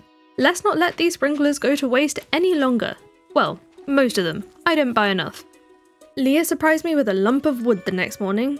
I displayed it on my farm, just not where many people will see it. My shiny new steel pan was ready for collection. I just gotta find an unwitting panning spot as my first victim. At some point. For now, I thought it was about time that the worm belonged with Willy, who then gave me a pirate's locket. I was excited to return this to Birdie, but it's raining, so I visited Leo with a couple of gifts to get that friendship going. Popping by the island farm, I scared a whole amethyst out of this random bird which I took to the jungle with some other gems to guess the other 3 pedestals. I'm not waiting on any other rainy days for these walnuts because these took me over the amount to unlock the walnut room. Let's grab our first key quest. Both of these options are utterly terrible. I chose Key's Cuisine, but honestly, I'm not gonna do this. We're only a few days away from new ones anyway. From there, I ran to the dig site to try out the new pan. Rubbish first try. I basically just got it dirty. I stuck around to clear the place out, and even longer to try and pan up the lucky ring, but the waters didn't bless me tonight. On day 118, I got a new Joja branded mail from someone called Fizz from the Joja Special Services Division. I'll have to go find them on Ginger Island at some point. I pulled up the first little lot of spring crops on the farm. These will all be replaced with potatoes, and I stocked up too. I know I'll be able to use them, but before planting those, I wanted to return that pirate's locket to Birdie. Whilst I was over there, I hunted for Fizz. I thought the watery cave was the pirate's cove, but this is the wrong watery cave. Seems he'd rather hang out with the mushrooms, but he's eaten them all today. Whatever this is seems pretty shady, but basically he's selling perfection waivers worth 1% of the overall perfection status costing 500 grand each. So now you can use the Joja route in its fullest to reach the summit. First by buying the Joja community development projects, then to buy the walnuts from the parrot to get into the walnut room, and now with these waivers to achieve perfection. I didn't want to make the rest of this playthrough purely about money though, so I won't be buying any of these right now. Not that I can even afford it, but that's beside the point. I didn't leave the area until I panned up a fossilized tail, the last piece needed to complete the largest fossil display. That's 6 more golden walnuts and a banana sapling which went straight into the greenhouse, and then I could get on with planting those potatoes and chopping a bit of farm wood. Day 119 began with the big garlic harvest. This is what a lot of those potato seeds were for, and hopefully Lewis will be pleased tonight with the delightful smell of the 100 garlic he asked me to ship. I brought 10 hardwood to Robin and sweetened the deal with a gift because I was after her carpentry secrets. I needed the flute block recipe for the island for later. I visited Clint after that with an aquamarine he requested and to give him my business with another pan upgrade. Had to get the Sunday desert trades in too, and finally remembered to pick up the desert totem recipe. I was then back at Clint's again because he's now figured out he can take a few minutes away from my upgrade to crack a few troves open for me. I wanted stuff for the museum, but I also got a new book which increases the sell price of artifacts. Another power to add to the list. A couple of troves had some new museum pieces, getting me a chicken statue, and you saw the golden pumpkin come out of the first one which made for a perfect birthday gift for Lewis. The rest of this day was just for some small tasks around the farm. On day 120, I received a mini shipping bin for yesterday's big garlic shipment. I stuck this up by the animal product machines to shorten that walk a little bit, then made a few more scarecrows because I definitely forgot to add these in a few areas as shown by the missing crops. Another addition to the farm will be a shed built by Robin. My hope is to fill this with kegs instead of having them loose outside. Then, partway through dealing with the day's mini harvest, I realised I forgot to collect the gold reward for the garlic. I guess we can say it helped towards the shed. I'm gonna need to smelt more ores to make the kegs for those sheds, so I tried the quarry mines for coal, but after fighting my way through that place, I only found one single node. At least a price ticket in town can always cheer me up. Won't be able to redeem it till tomorrow, but I could get ready for a new one with a new special request, except neither of these were a good option for me. I'm not hopeful I'll get the stone in time, but the quarry can give me a bit of a head start. On day 121, I bought breakfast to the raccoons of some pickled potatoes and some kale juice. They paid me in fairy dust, which I can now trade at their shop. I did a quick check of my mastery level to find I was painfully close to my first one, so I chopped some trees to try and get over that line with a quick break to redeem that prize ticket and collect my golden pan. I reached a new level of understanding a couple of trees after that, sprinting straight over to the mastery cave to find out what's next. 4 more mastery levels to go. I didn't know how the rewards worked yet, so I just walked to the very first board without a thought and claimed it. I think at the time I thought you get 1 perk for each skill when you earn a level, but honestly unlocking everything at a time for one of the 5 skills makes way more sense considering there are 5 levels. Of all the ones I could have picked, combat would not have been my first choice, so I was quite displeased. This week's ancient fruit harvest will help me towards that next level, and all of these seeds will help me towards more gold. On day 122, I could harvest some taro from the island farm, finding another walnut amongst them. I got around to checking the week's key quests. These mining ones are more my speed. I'll go with Danger in the Deep for an easy access to radioactive ore. I also checked the shop here to see if there was anything new. There's a new bluegrass starter recipe, and some inexpensive fireworks too, which I think are just there for fun. I fed a local parrot to get the farm obelisk built, but now we also get a free island totem with it. I made a quick trip home to drop some stuff off, then had to go back to the island again to bring Harvey a green bean. My wine was done by then, so I thought it was about time we start making some real money with that ancient fruit. Then it was up to the mines to get through that key quest. I made it to level 25 in an evening, which is where I passed out. On day 123, I purchased the Way of the Wind Part 2 for another small permanent speed boost. I brought a shiny gift to the dwarf before spending another day in the dangerous deep where I got a galaxy soul from a skull and a magic quiver as my very first trinket. This will shoot out an arrow for me every now and again, and actually I think I've seen this item in Terraria. Maybe picking combat mastery first wasn't so bad after all. I made it all the way down 50 more floors to pass out on 75, and the mining continued into the next day where I found another trinket. The golden spur gives us a speed boost if we hit a crit. I gotta try all of these out. Ores were popping up all over the place today, and I even got a prizzy from a skeleton. I also completed Robin's resource rush. Gathering stone goes nicely with a mining mission. All of that before midday. For some reason, I left the mines at floor 100 that afternoon. I guess I had a ticket-shaped hole in my heart. 5 more mystery boxes. I also had to track down Lewis to tell him I'd slain some monsters for him. That's another ticket that got me a magic rock candy. Okay, that's my break over. I still wanted to get to the bottom of the mines today, and that's when I discovered another trinket, a parrot egg. With this one, we can have a parrot friend following us around who has a chance to pickpocket those slain monsters for some extra gold. I won't tell you about every trinket I find from now on, but I'll just focus on the ones that I rely on. With an emergency crafted staircase, I made it to the bottom of those mines mere seconds before passing out down there. I woke up to a letter on day 125 with an extra 2.5 grand for all those requests, which reminded me to claim the gold for Lewis's one yesterday. I had quite a lot of crops to harvest. Perfect timing for the strawberries I want to buy today because it is the egg festival once again. I bought 300 strawberry seeds and got ready for the egg hunt. What I didn't know is that things would be a bit different this year, so I ended the race with 8 eggs and Abigail stole my crown. I bet she did this. My own races weren't over when I got home though. I had to rush these 300 seeds into the ground and got it done just after 1 AM. At least I won this one. That wasn't anywhere enough seeds for the whole farm, so I wanted to top up at Sandy's the next morning, but first I grabbed the Joja shirt she was selling and a mannequin to display it on. As for seeds, I got a few hundred rhubarb, some of which will also replace the remaining cauliflowers too.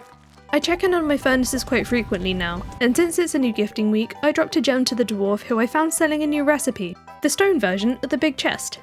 With the amount of eggs piling up, I had quite the backlog for mayo production, so I thought it was time to finally add a proper amount of mayo machines to the farm, and what better place for them than the coop?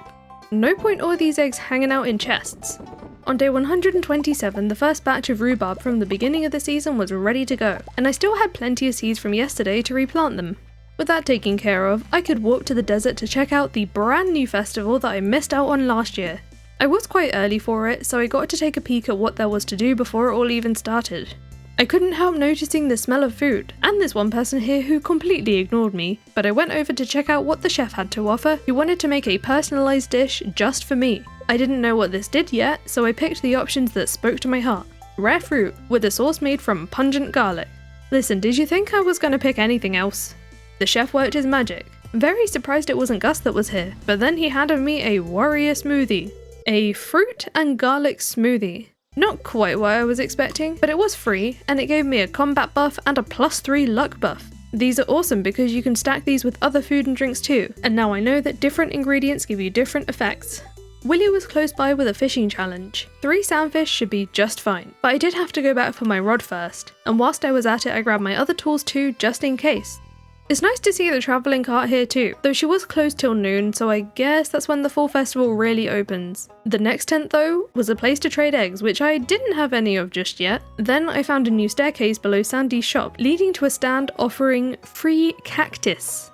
I told the cactus man I was ready to welcome a new prickly friend into my life. I was not expecting it to bark at me. I'm not sure if this thing is adorable or creepy, but either way, I've agreed to give it a home. I found a dig spot nearby which had my very first calico eggs. I was hoping to pan up some more, but I'm not going to complain at all of this.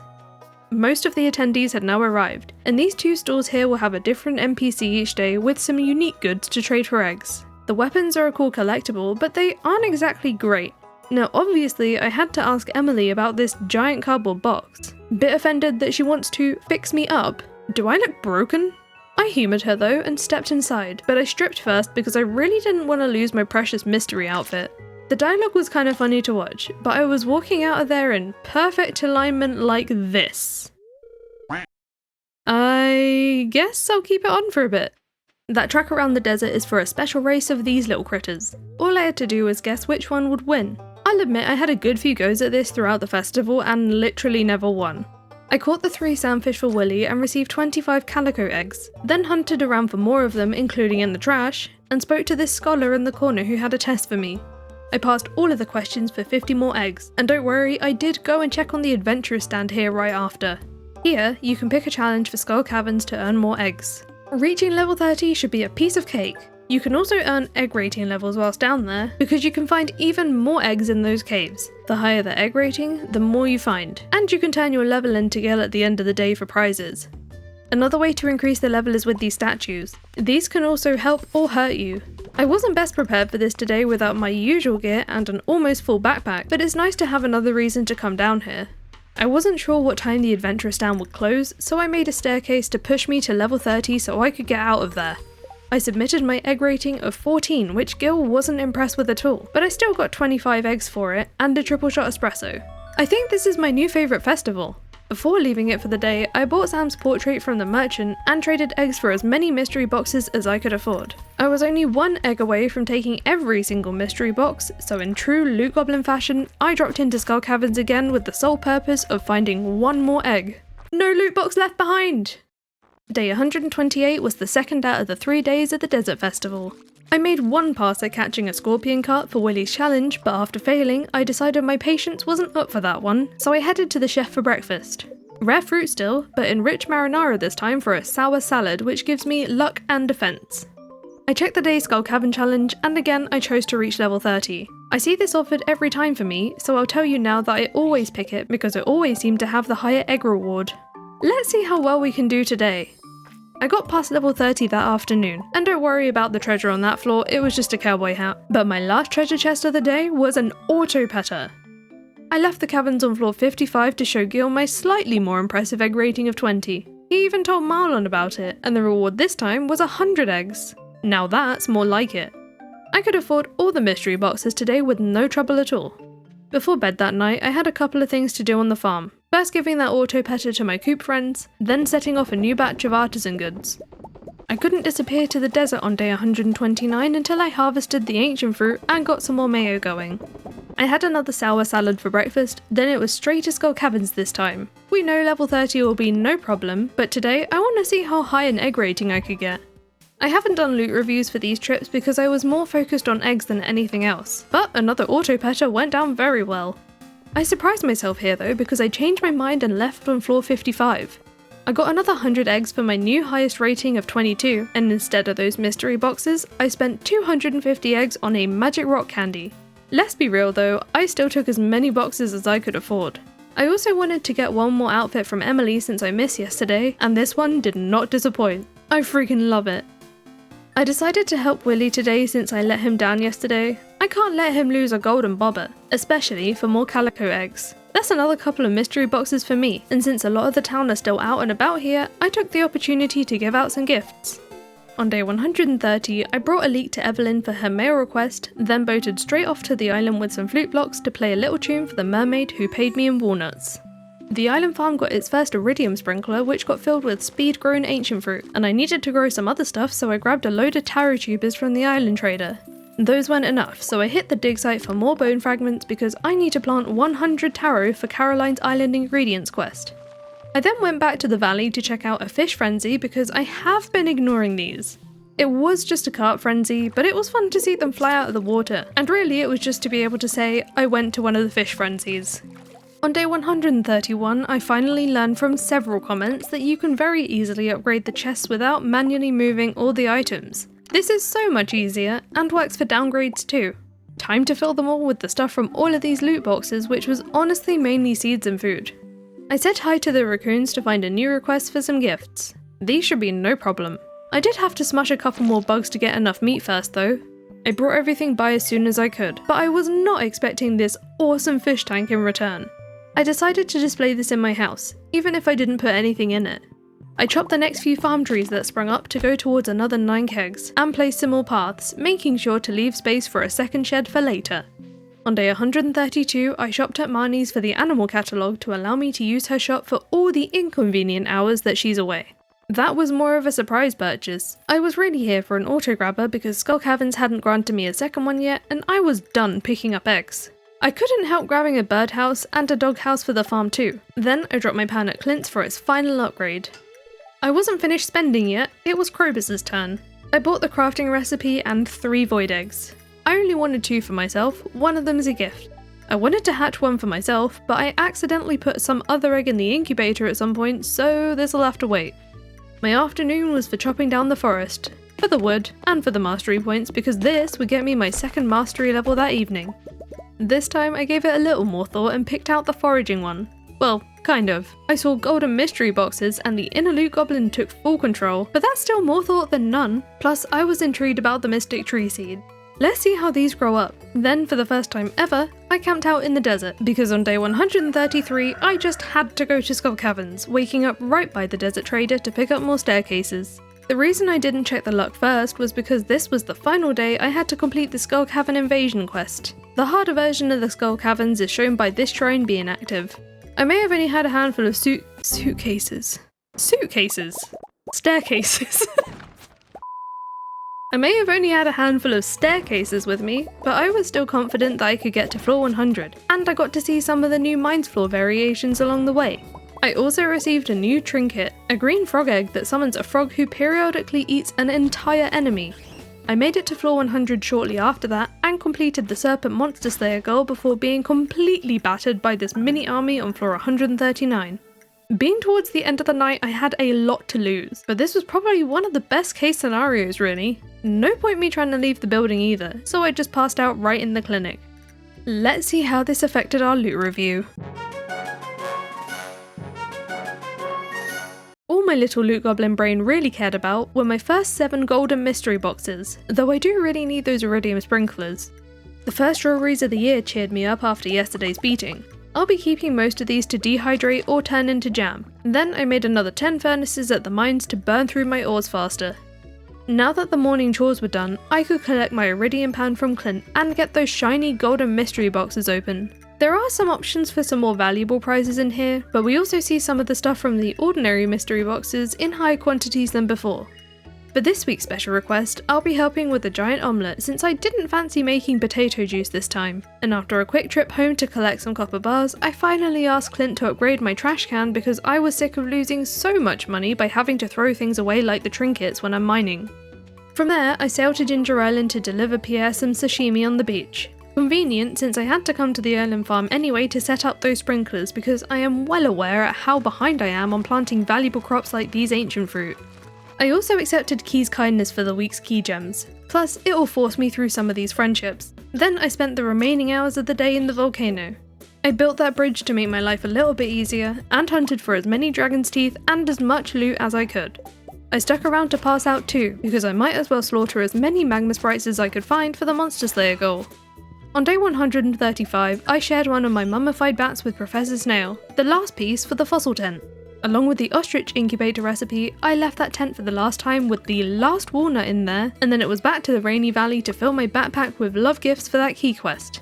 Gotta get the next batch of wine in too. I began my shower of gifts, then I went back home shortly after to put them all back because I realised something. A rainy day, in the last week of spring, I need to catch the legend. Thankfully, it showed up after not very long, and it didn't give me too rough a time either, and it came with... well, I don't know if you can call this treasure, but still, extra goodies. I carried on the fishing down at the new waterfall in Cindersap Forest because this little pool is home to a brand new fish, the goby. Time to go home and smoke that legend. I need the cash more than I need that fish as a trophy.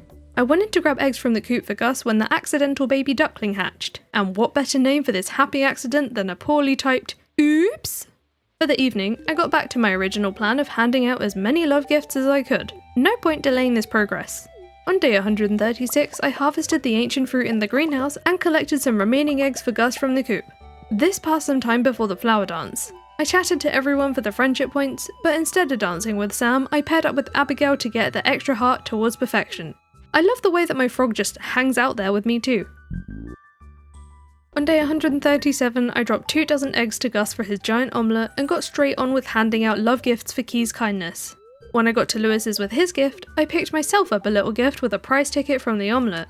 It was a cup of Stardrop tea that I'll be saving for later, and whilst I was at Marnie's, I added another pig to the barn. Trouble, to go with Trotter and Truffle.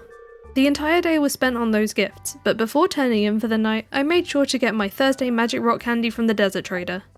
My role as a Spring Santa continued into day 138. Didn't even know it was Pierre's birthday today, so I capitalised on it with an extra gift of a Stardrop tea. Now he's one of my highest friendships. I stole some tea leaves whilst I was there and gave out the final gift for the quest to Leah that morning, but after helping Willy with his crab problem, I thought I better carry on buying everyone's affection for the sake of perfection. I then went home to celebrate a job well done by feeling the bittersweet joy of tending to the year's final strawberry harvest. I had another harvest waiting for me in Ginger Island, the 100 taro for Caroline's Island ingredient quest, all straight into the shipping bin of course. Then I chopped all the wood I could find on the island for kegs and mastery points. On day 139, I pocketed the extra 5 grand for island ingredients and opened a pile of mail which included the solar panel recipe. Half of this day was spent in the mines with some monster musk, destroying dust sprites because getting that burglar ring is way overdue. I brought Emily a birthday gift which maxed out her friendship on my way to the forge on Ginger Island to combine that burglar ring with one of my iridium bands. I also added a ruby to my galaxy sword to make it more powerful. I wanted to add another, but I ran out of cinder shards, so I went through the volcano to find myself some more. Plus, I still need some more walnuts here. Staying to pass out that night meant I could add 2 more rubies to my galaxy sword the next morning. This should help me through all the monster slaying that's left to do, and this was another day of doing just that in the volcano again. Well, that was the plan, until I realised I have almost an entire farm full of rhubarb to harvest, and it's the last day of spring. I can't be letting all of this go to waste. I gotta replace these spots with some far less valuable seeds to hold the sprinklers for the new season. It definitely helps that I can trade for more carrots at the raccoon shop. With everything I had, I was only 2 seeds short of prepping every sprinkler on the farm, so I just turned some rice into shoots to fill it, and with any time left in the season, I mined for iron. I'll be needing a lot of this stuff.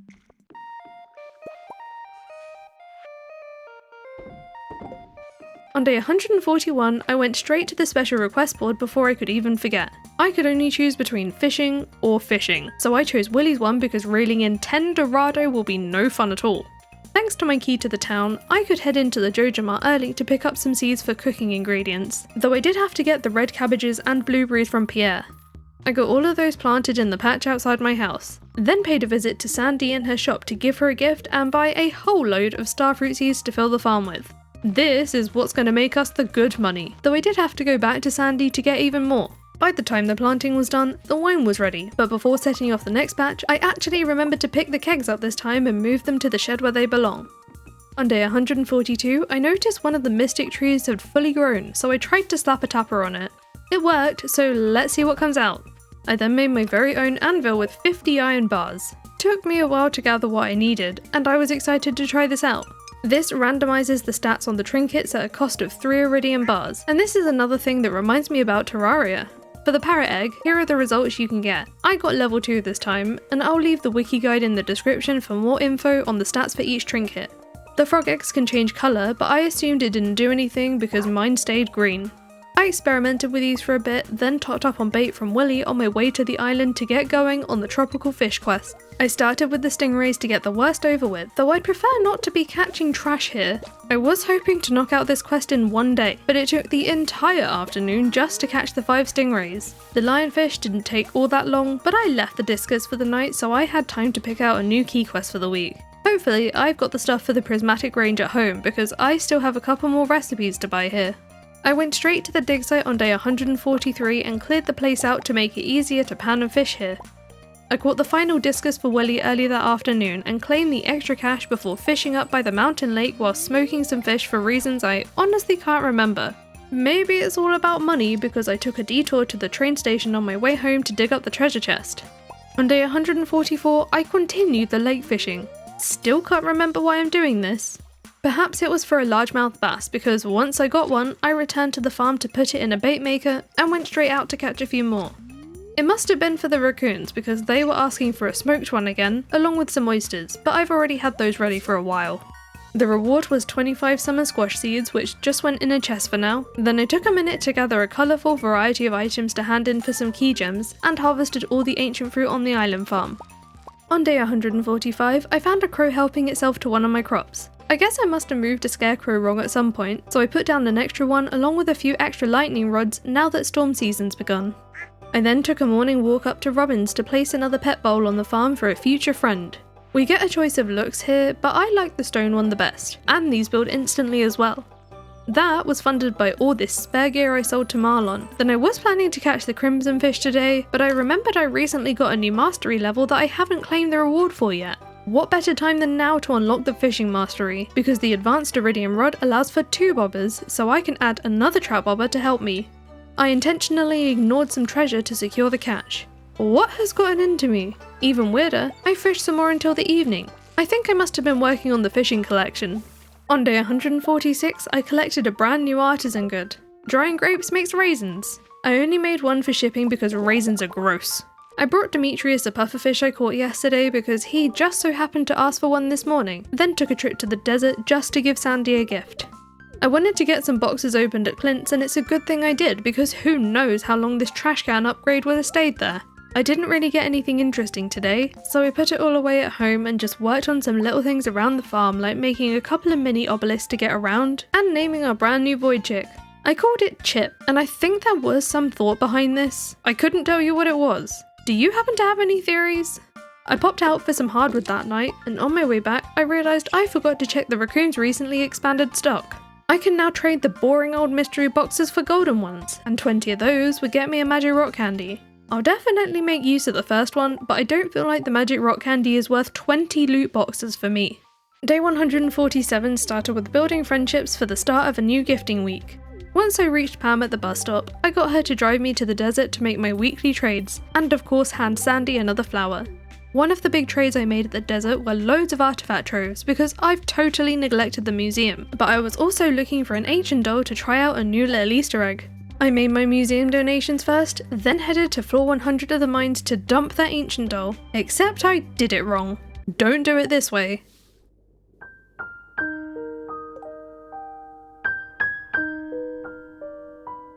After that many artifact troves, I was so upset. I guess we'll have to try and come back to this later, but I was determined to leave the mines with some sort of win today, so I went up a few floors to catch the ice pip, which also came with a little bit of treasure. On day 148, I asked for 10 more artifact troves from the desert trader, which I took straight to Clint for opening. None of these had the ancient doll though. Looking at the special request board, I was reminded I don't have the monster musk recipe yet. I forgot about this because I traded a book for one before, so I better pick this quest this week. As part of this day's gift rounds, Gus got a birthday gift. Makes sense to be considered popular after befriending the saloon owner. Leo got a gift in his treehouse too whilst I was on the island to get another key quest. I reluctantly picked the prismatic range again, but neither of these were really a good option for me, so I might not even do it. Here's a quick perfection update too, in case you're curious. We have so much work to do. As part of that, I was going to hunt for the prismatic slime this night until I remembered I had a request from Clint to gather some copper for inspection. That was pretty easily handled at the quarry, and I knew I'd be able to find him at the saloon at this hour to hand it in. Might as well give him a gift too. Gus showed up on my doorstep the next morning with his unnecessarily spicy sauce, and a jukebox, and its recipe. The local carpenter was asking for some fresh cut wood, something I had plenty of on the farm, and that's when I noticed it was time for the next lot of ancient fruit wine. Robin was conveniently on her way to the exercise class for me to hand over that wood for a prize ticket, except I don't think she actually took it because I accidentally gave her a piece as a gift right after.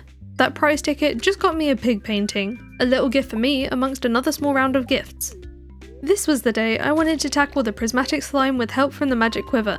Who knew how long it was going to take for me to find that slime?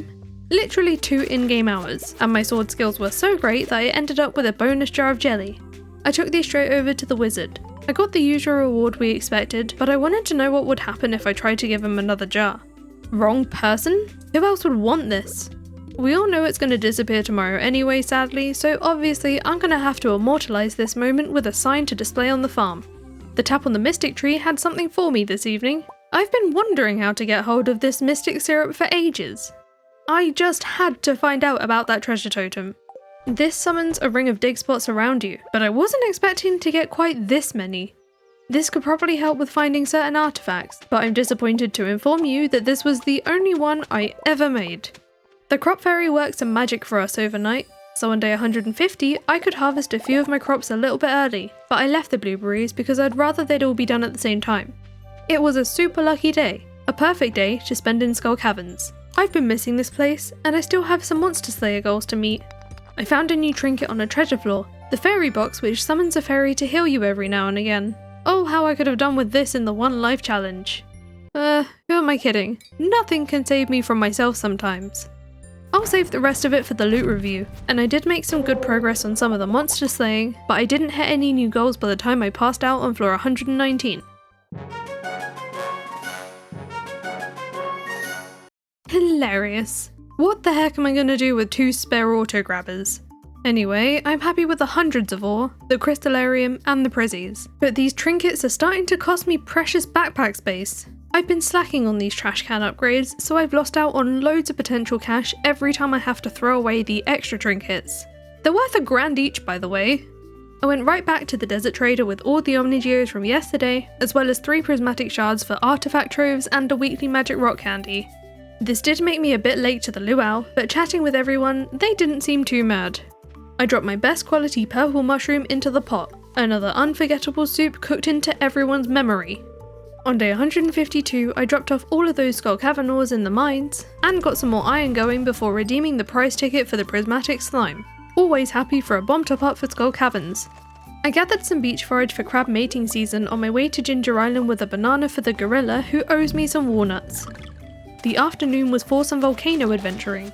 I still had some walnuts in here to find, and I really needed more cinder shards, though somehow I managed to come out of there with enough time to squeeze in the ancient fruit harvest I forgot about for the week. Day 153 started with a mini harvest of ingredient crops which got replaced with some spare starfruit seeds. I took my golden mystery boxes to Clint's to claim my extra skull cabin loot, along with some artifact troves hoping for another ancient doll, which did not appear this time. After adding 25 more kegs to the shed, I bought all of Robin's crafting recipes and made a string of deliveries. I stuck a battery in the bus tunnel, dropped a rainbow shell to the box at the train station, snuck 10 beets into Lewis's fridge, and fed a solar essence to a fossil so I could collect the club card from the pile of wood next to my house. I also added a calendar to my house that I bought from Robin so I can keep track of birthdays and events a lot easier. I chopped the day's hardwood that evening in prep for all the crafting I'll need to do. Gonna need loads of regular wood as well. Day 154 and I was excited with the harvest of batteries and crops, especially because most of those crops were several hundred starfruit. The majority of this will be kept for wine, but I do like to ship off most of the gold quality ones for a quick boost in cash. I traded for the Sunday staircases at the desert, but more importantly, I was here to buy the next batch of starfruit seeds. I also moved this blockhead aside to check if there was anything new and important at the casino shop. The fireworks are here too, but all I care about is the usual alien rarecrow. I got right to it and bought a couple of thousand coins. It took forever, but I spun that slot machine till I slowly built myself up to 10,000 coins. That's another rarecrow off the list. I didn't leave the desert without chopping all the trees down, but I did have to get a move on to replant all of that starfruit. However, once again, I didn't buy anywhere near enough and had to top up to finish the job. It is worth it because mainly thanks to the gold starfruit we made 125 grand that day. I took a trip to the island on day 155 to set up more iridium sprinklers with starfruit and ancient fruit. I also picked the extended family key quest because I wanted to add to my fishing bobber collection. I emptied out the dig site mainly for the hardwood before getting myself ready for fishing and setting off a new batch of wine. On day 156 I dropped some goodies over to the raccoons in exchange for a void egg.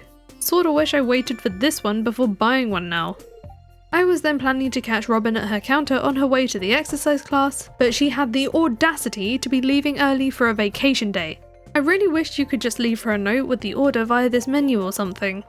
The silver lining was that I was already in the area to fish for the Legend 2 now.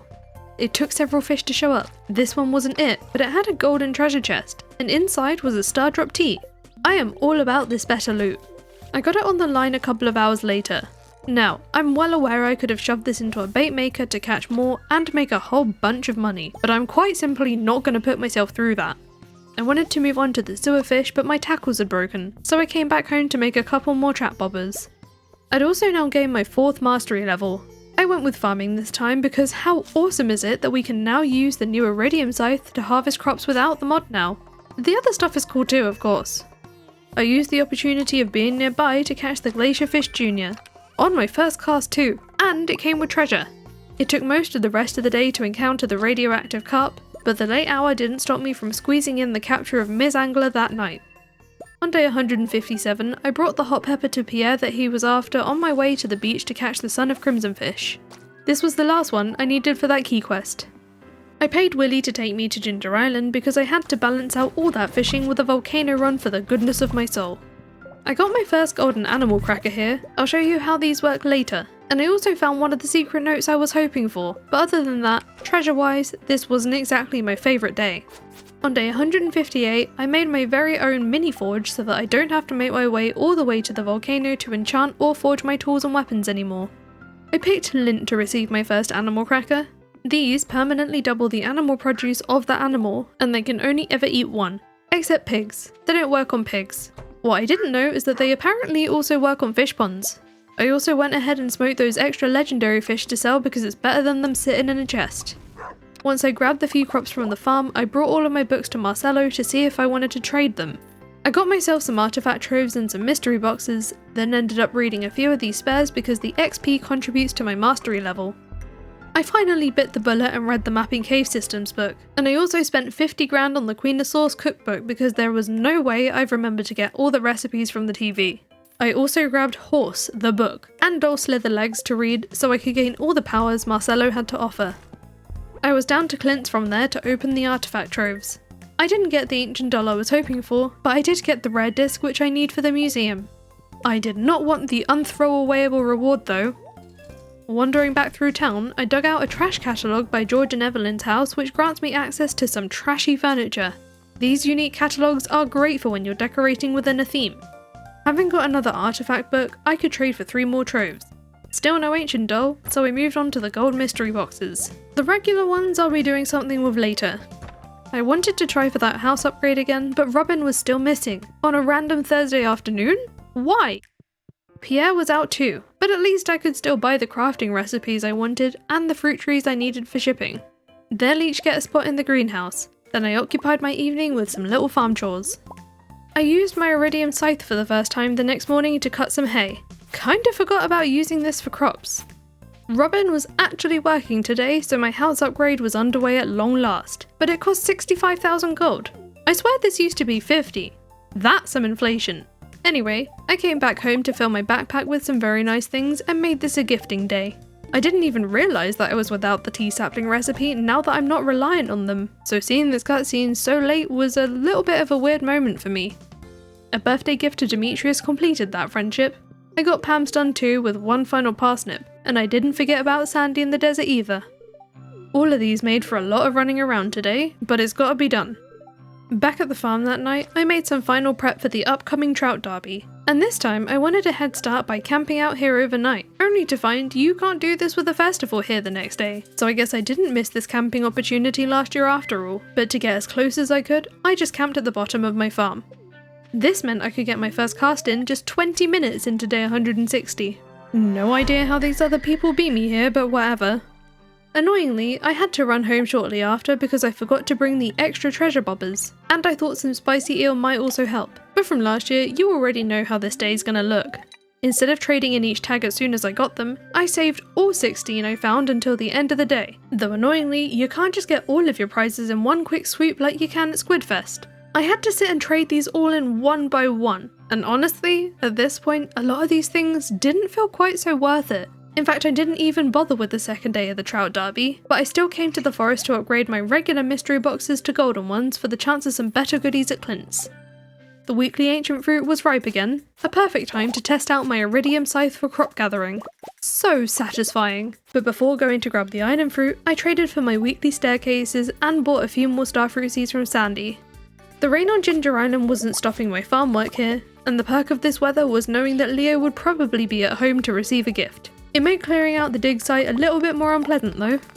We woke up to a newly extended house on day 162, which meant I had a few things to move around, mainly just to get them out of the entrances or from the middle of the room. Then I tended to the next mini harvest with my trusty scythe in hand. I made more dehydrators since they've been making some good money. I planned to put them in the house, but walked in on Sam looking troubled. Sounded like he was looking for another sense of purpose, and I was happy he was going to find something music related that he can be passionate about. I'll be excited to see how this goes. By putting the dehydrators in the house, I'll be able to set off the next batch of dried fruit the second I wake up, and the shed got another 5 kegs because it was already wine day once again. After a couple of rounds of copper smelting, I asked Robin to upgrade that almost full shed, and I also returned to the mines to make sure the dwarf got a couple of birthday gifts, a Stardrop tea and a rabbit's foot. That's quite a big burst in friendship progress. I had a couple of tasks on my list for Gus. One for an iron bar delivered directly to him, and 24 eggs for a giant omelette. No completion for that one yet though because I still have some eggs to collect later, but that prize ticket I just got from him gave me 5 more mystery boxes. I had another mystery box at home, so I added this to the pile to trade the raccoons. Then before going to bed, I barged past Pierre in his kitchen to steal a tea leaf from Caroline's sunroom because I still haven't shipped a green tea. I even made an extra keg for it because I didn't want to wait an entire week for the wine. Day 163 and something was in the air. It was time for this year's green rain. The green tea went straight into the shipping bin with the morning's dried fruit. Then I got straight to work cutting down all the tough weeds before they overrun the place. Looks like George very much knows about this too, and I chopped down some of the extra trees around town, but I didn't want to go as hard as last year. I mainly just focused on the farm with that, then brought the wizard a gift because I was curious as to what he thought about this weather event. Apparently, for most of the villagers, the things that they have to say about this in the first year are far more interesting, so I definitely missed out a little bit last year. With the farm now safe, I popped into the Adventurers Guild to part with some spare gear and do a quick progress check on the Monster Slayer goals to see what I still needed to work on. The perfect productive activity to pass a few hours left that night. Day 164 was one for handing out gifts, and I'm not sure if the wizard cursed me, but I came out of there looking even more like a mystery box. Joke's on him, I love being a loot goblin. I even dyed my trousers to match them even more. That'll show him. On day 165, I asked Clint for an axe upgrade before spending the day in the mines working on Monster Slayer goals, so very worth it when I got a prismatic shard from a rock crab. I managed to finish the Dougie goal, and even though I didn't hit any others, I switched focus to killing dust sprites for coal, now that I'd burned through all of mine. On day 166, Sam got a job offer as a music composer for a TV station, but he was disappointed that it was for a kids show.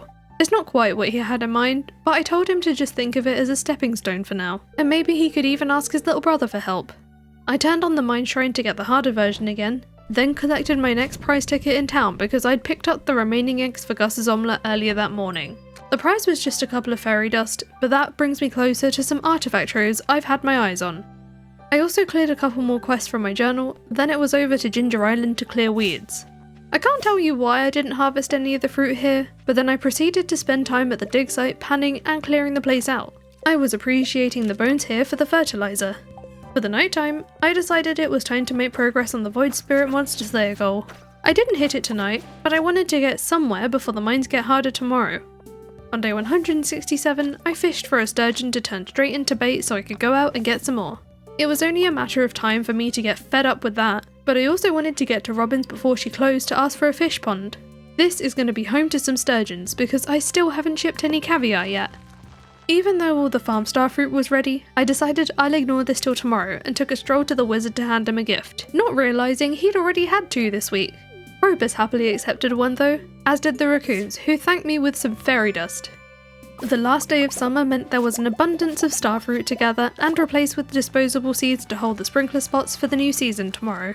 I had enough coffee beans to cover the entire farm, and I had a feeling I'll be using more fruit this year, so I only shipped half of my gold quality ones to keep a few extra behind. I made it to Clint's during his business hours to collect my gold axe, and to open some more boxes to scratch the itch for loot. I then picked up my weekly staircases from the desert whilst I was there to buy some more starfruit seeds. I know it's the end of summer, but I have plenty of space on Ginger Island for these, and I also had a load of stuff to harvest there, which got me my final mastery level. I've been slowly expanding the area to grow speed-grown starfruit on. I was originally waiting till I had enough deluxe speed grow to cover these sprinklers, but I eventually did realise that this was a waste. I could still be making money from these sprinklers, even if a little slower. Slower is still more than not at all.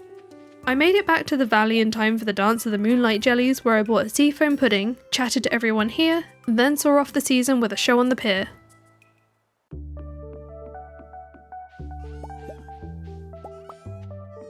Day 169, and surprisingly, my first order of business was not crops. It was wine in my newly upgraded shed. I only realised partway through that I'd forgotten to rearrange them, so I just moved what I could and will deal with the rest next time. Money should start rolling in well now that starfruit is the focus for my wine, and I've been dehydrating ancient fruit. I shopped for the seeds I needed in a similar way to the other 2 seasons. A few crops for ingredients, then lots of a moneymaker, which this time will be pumpkins. It took the entire afternoon and evening for me to clear off the dead crops and plant all the new ones. Almost 200 grand rolled in that night. Then on day 170, I got the beach obelisk built the very first thing that morning. It took me a while to actually place it because I kind of forgot to plan out a space for all the obelisks. I'll figure this out another day. This will give me a shortcut to the boat on Ginger Island. I chopped a load of farm wood before popping back out to the mastery cave. I almost forgot to claim my final mastery rewards. The entire wall lit up, and Grandpa's hat appeared on the post. Apparently, I felt Grandpa's hand patting my shoulder. I'm surprised I didn't just leap out of my skin, but we've done it. Officially a true master of these skills. I returned to the farm to craft the Dwarf King statue, which will allow you to choose from 2 mining related buffs each day. This very much appeals to the loot goblin in me. Next up, a trip to Sandy's for even more starfruit seeds for Ginger Island, but before getting those planted, I had a very important introduction to make. Between the 3 of us, we managed to convince Leo to come to a new home in the valley with Linus, where he can also meet some other kids. That's the good deed done for the day. Back to farming work. It's about time I cram in a load more starfruit on Ginger Island. I still think I prefer these over ancient fruit. On day 171, I bought the last 2 crafting recipes from Mr. Key and traded any spare walnuts for more gems, then made a quick stop at the dig site to clear it out again. I came back home to notice my fish pond was now ready for its first occupant. Hopefully the row won't take too long because I really need that caviar. Being low on coal again, I picked out some of the stuff at the quarry, then I was going to gather fibre in the mines for the afternoon, but I completely forgot I turned it into the harder version, so for now I just cut down what I could at the train station and anywhere else I could think of in town. The mutant bug lair is a great place for this. Thankfully, this topped up my supplies enough because I needed an entire stack of fibre to craft the Statue of Blessings, which gives us a random buff every day. Day 172 was a good luck day. It had been a while since our last Skull Caverns trip, and I had an invasion to deal with for Mr. Key, though I did forget to use either of my statues on the farm for extra help.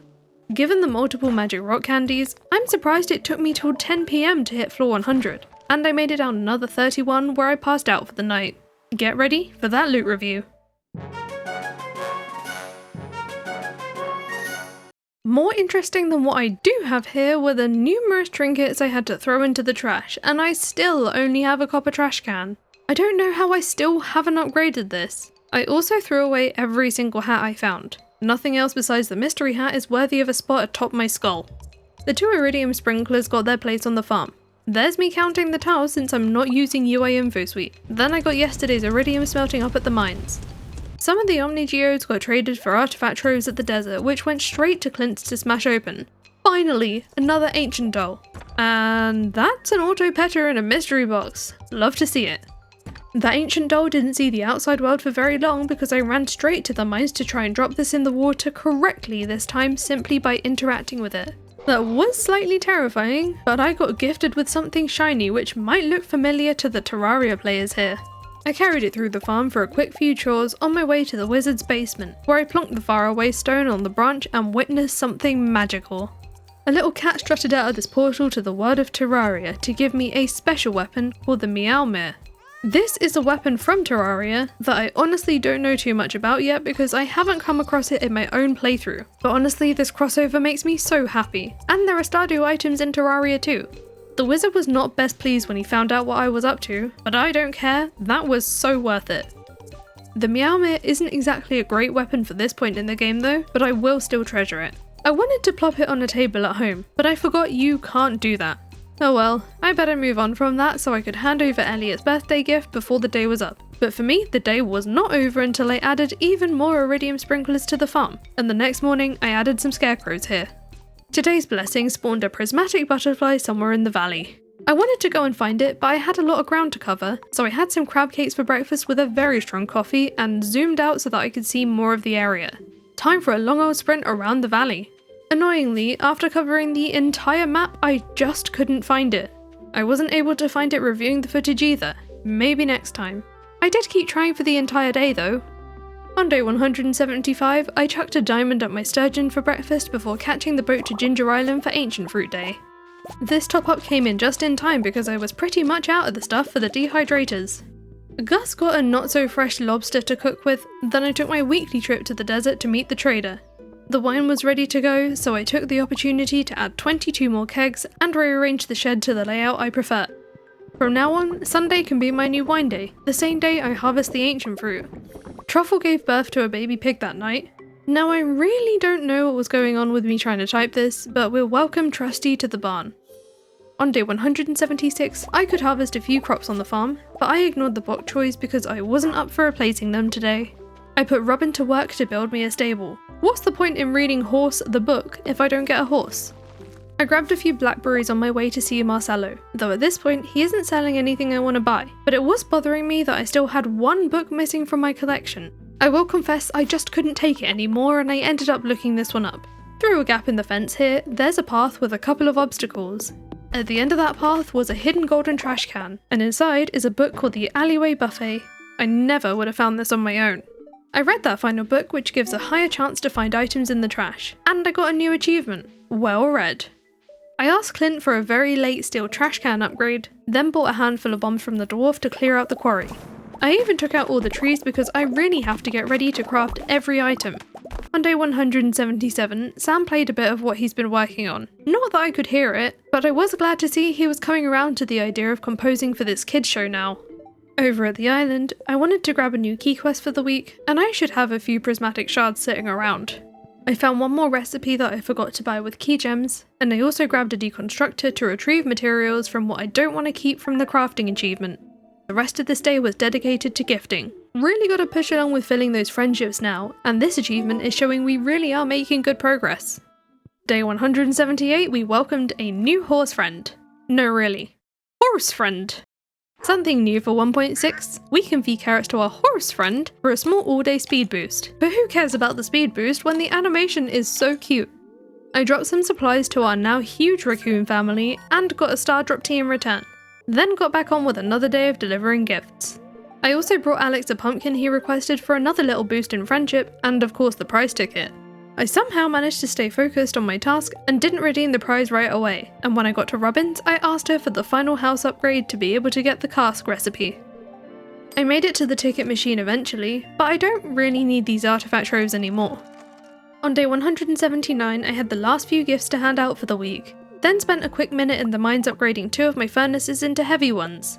This needs 25 ore and 3 coal to smelt, so it is more efficient, and sometimes you have a chance for it to produce an extra bar too. I'll work on upgrading the rest over time. I asked to turn the mines back into their original state, then rode back to the farm to chop down trees and made a light start on that crafting achievement.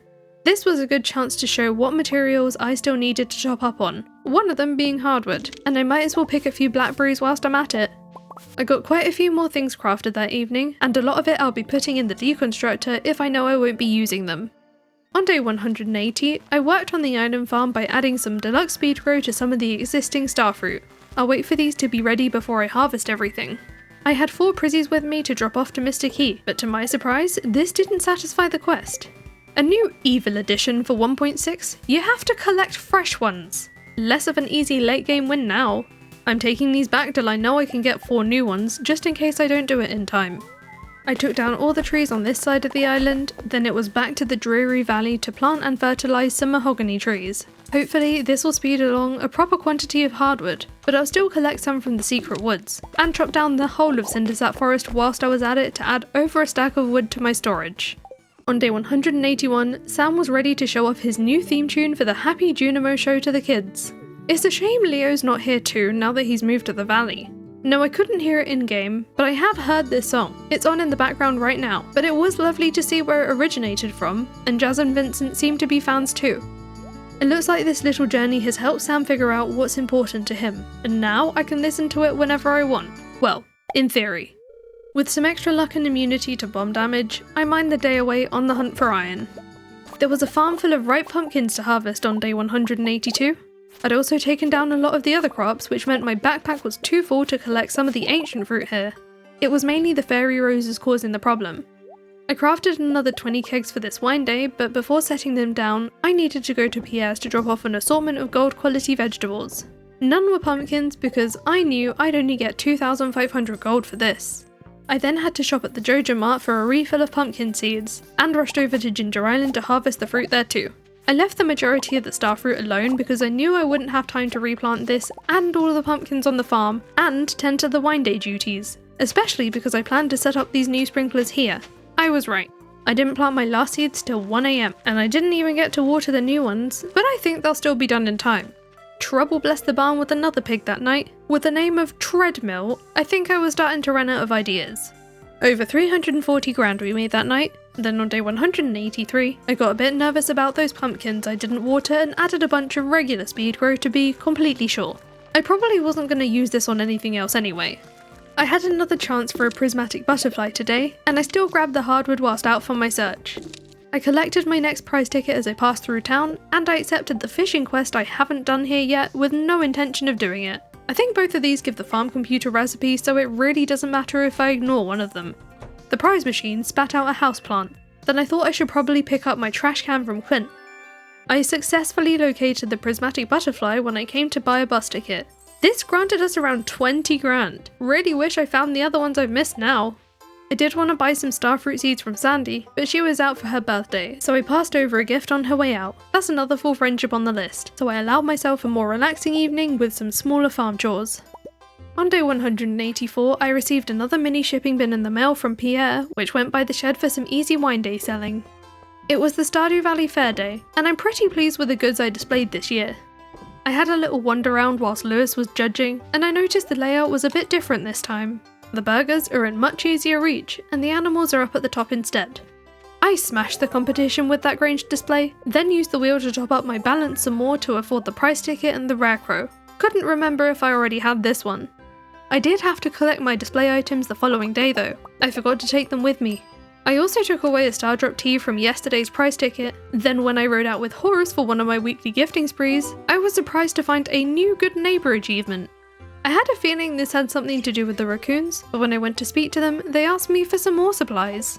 Checking the menu, it was to do with the raccoons, so we'll see what happens when I come back with what they need.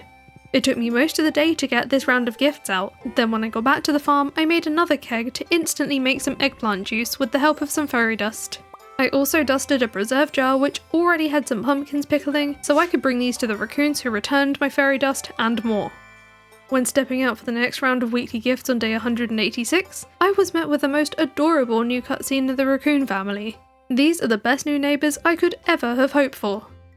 Marnie got the first gift of the day since it is her birthday. That's another full friendship, and when I eventually made it to Sebastian's room, I decided to give my feet a rest and join them for the Solarian Chronicles. I chose to be a healer here, and I felt bad healing Sebastian instead of Sam here, but I wanted to get a good rating because I really don't get an A very often. With less gifts to hand out today, I had time to get to Sandy's that afternoon to buy a load more starfruit seeds. And it's a Thursday, so I could get my hands on some cheaper deluxe speed grow. These all came with me to Ginger Island. It's about time I harvest all this starfruit here, and the next batch will all grow faster. Day 187 was another great luck day and another great day for another Skull Cavern invasion. Hopefully this is my chance to gather the fresh prismatic shards for Mr. Key. I found a trinket I hadn't seen before, the ice rod which can freeze enemies. From now, I tend to switch between this ice rod and the magic quiver depending on how I'm feeling. I managed to cut a galaxy soul out of a slime, but even more exciting, it actually dropped me 2. Now I won't spoil the rest of the loot, so I'll let you know that I reached floor 100 just before 11 PM and passed out on floor 120 surrounded by bats. What a day! 2 galaxy souls, a whole bunch of ore, and the auto petter is kind of a spare now really. Those 5 prismatic shards mean I now have what I need for Mr. Key's quest. I had my doubts with these because I didn't get my first one till pretty late in the day. Day 188 was another day of adventuring, in the volcano this time. I was counting on the ice rod to help me take out the magma sprites a little bit quicker. I really needed the cinder shards as well, and I got an ostrich egg from a treasure chest, an item I kinda forgot about for this farm. It took me the entire day to reach the top, and whilst I was happy with some of the loot I'd acquired, I was hoping for more than 1 dragon tooth today. Sleeping on the island meant I was conveniently placed for the next ancient fruit harvest, except my backpack was full, and I didn't have my scythe. I made a quick trip home to put everything away and set off some more ores to smelt, then got back on the boat later that morning to tend to that harvest. With those recent key gems, I bought myself a horse flute, which I'm a bit surprised took me this long to get, but for some reason I still used my own feet to walk all the way to the top of the island to dig up the last walnut I needed, along with another ostrich egg. I took in any hardwood I could find as I passed it, some of which I needed to craft the ostrich incubator. One of the eggs I planned to hatch in the barn, the other I could put towards the shipping achievement early. On the topic of achievements, I continued trying to craft everything, but I hit a bit of a roadblock yet again with hardwood. It was a good thing all those mahogany trees had grown now, and an even better thing that I was chopping wood around here, or I would have forgotten about this week's wine. We can't be delaying this much gold. I did also get my desert trades in, and whilst I was there I thought I might as well top up on the wood. I brought some spare books to Marcelo on day 190. I got quite a bit more hardwood, and it looks like the artifact book trade changes to spicy eel once you found all the artifacts, which I thought was a pretty helpful detail. I wasn't really looking for any more fairy dust, but I'll happily take another 100 wood. I brought all of my gold mystery boxes to open at Clint's, and after making space in my backpack again, I was straight back at Clint's to open all of my magma and frozen geodes for the museum. This donation drop-off got me a magic rock candy, with all of the spare minerals getting shipped off for extra cash. Just 4 items left to complete the collection, but one collection that was baffling me at the moment were the rare crows. I still couldn't craft the deluxe scarecrow, so I picked up all the rare crows I had on the farm to find out it was the dwarfs one I was missing. Now to put them all back at least somewhat near where they were. For this night, I hung out in the mines, first upgrading a few more furnaces, then I was hoping to be done slaying void spirits, but I didn't quite reach the goal in time. I had to make sure to be safe now that it was my turn to give birth overnight. I had a theme planned for my children here. This baby girl is called Jo, and hopefully we'll have another at some point soon to reveal the theme, unless you've guessed it already. On day 191, I was relieved to find the deluxe scarecrow recipe in the mail. I'll make one later, because the amount of extra combat stuff clogging my chest was now boring me, and I wanted to hand in those prismatic shards to Mr. Key before the quest expires in a few days. I got sick of the void spirits last night and decided I'd rather be in the volcano, especially since I was in desperate need of dragon's teeth and I still needed to chip away at slaying the magma sprites. Didn't hit that goal today either though. I said hello to the raccoons on day 192, expecting not very much at all, but I was presented with another mini bundle, so I guess I can carry on swapping gifts with them. I was out this way to build the island obelisk from the wizard's tower. The beach obelisk was a great shortcut, but now I was ready for the real deal. Still need to position these properly though, so temporary spot it is. This was then to be another gift spree day, but it should be much shorter now that we've got all of these completed friendships, and today we added George to the list on his birthday. But once again, it ended up taking longer than I thought to track down Caroline. Day 193 started with a couple more gifts. Then I was off to the desert for the next magic rock candy and to top up on starfruit seeds. I didn't even bring those home before heading up to the mines for the day, once again low on both iron and coal. I'm determined to get all these furnaces upgraded, and it was lovely to have completed the Slime Monster Slayer goal whilst I wasn't even thinking about it. Any geodes I found I brought to Clint the next day, but I didn't get anything I needed for the museum this time. I came home to craft that deluxe scarecrow thinking that it was the last crafting recipe I needed, but the achievement didn't pop. I was still missing both of the worm bins. For those, I'll need some more fibre. I'll handle that later, because right now I wanted to get some more enchantments on my tools. First was my axe, hoping for the shaving enchantment, but it took all 3 of my prismatic shards to get it, so no more enchanting for me today. I needed this to help me along with Robin's resource rush. I've got another 1,000 wood to chop, and I started on the farm before moving on to any trees that had regrown in Cindersap Forest. I finished the quest early that evening, but still took out the remaining trees because there's never enough wood. To end off the day, I did one more delivery route with a few more gifts for the week. Day 195 was for the second and final pumpkin harvest of the year. We even had a giant one pop up. I'll definitely be leaving this in the ground. My processing machines have enough going on now, so I shipped off all the gold and silver quality ones this time, with some spare quality fertilizer I know I won't be using. This is the perfect time to plant loads of fibre seeds which will grow into the winter. I didn't have enough for every sprinkler spot, but when we go into winter I don't really care. The ostrich had now hatched, and I'd really used up any ounce of naming ability, so today we welcome Longneck. The shed got a load more kegs in prep for wine day tomorrow, so the next batch of wine will be from a full shed. Over in Ginger Island, I found quite a few starfruit crops I'd not put speed grow on, so I fixed that and we'll come back to harvest it when the rest are also ripe. I also added 2 more quality sprinklers here to finally complete this row, and from the island trader, I found out I still didn't even have the deluxe retaining soil recipe, so I was missing more than I thought. Might as well grab all the wood whilst I'm here, plus all of the materials the dig site has to offer, and by the time I was done with all that, Spirit's Eve had begun. I said hello to the few people that still needed friendship points, then seeing that the maze was completely different this year, it took me an absolute age to find my way through to the treasure chest, which this time had a prize ticket inside. Those pumpkins went towards making over 200 grand that night, then on day 196 I collected another prize ticket from Robin's resource rush and fed them into the machine to get a treasure chest and an iridium sprinkler. It's ancient fruit day, and even though not all of the starfruit had grown, I went ahead and picked what was ready instead of delaying everything just for a handful of fruit. With the next batch in the ground, I brought the fresh fruit back to the valley to put straight in the kegs. Well, the starfruit I mean. The ancient fruit I'll keep on dehydrating, and I don't really talk about this much, but I mostly make at least 1 batch of mayo every day.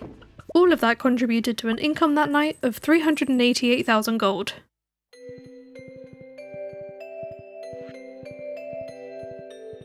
It was time for a round of gifts on day 197, of course not forgetting about Krobus' birthday, and I completed Caroline's friendship too. I brought all the pine seeds I've been saving up to the raccoons to get as many powder melon seeds as I could. It's really nice being able to grow a good quantity of something that isn't forage or fibre, and it took the rest of the day to get it all planted and watered.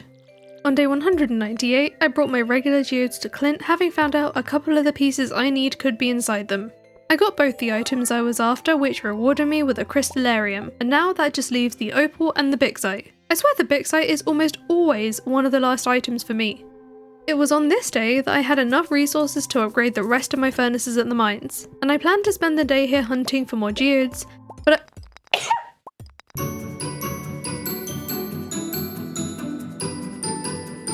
It was on this day that I had enough resources to upgrade the rest of my furnaces at the mines, and I planned to spend the rest of the day here hunting for more geodes, but I changed my mind to put this off until the day where I can get the geode buff from the dwarf statue.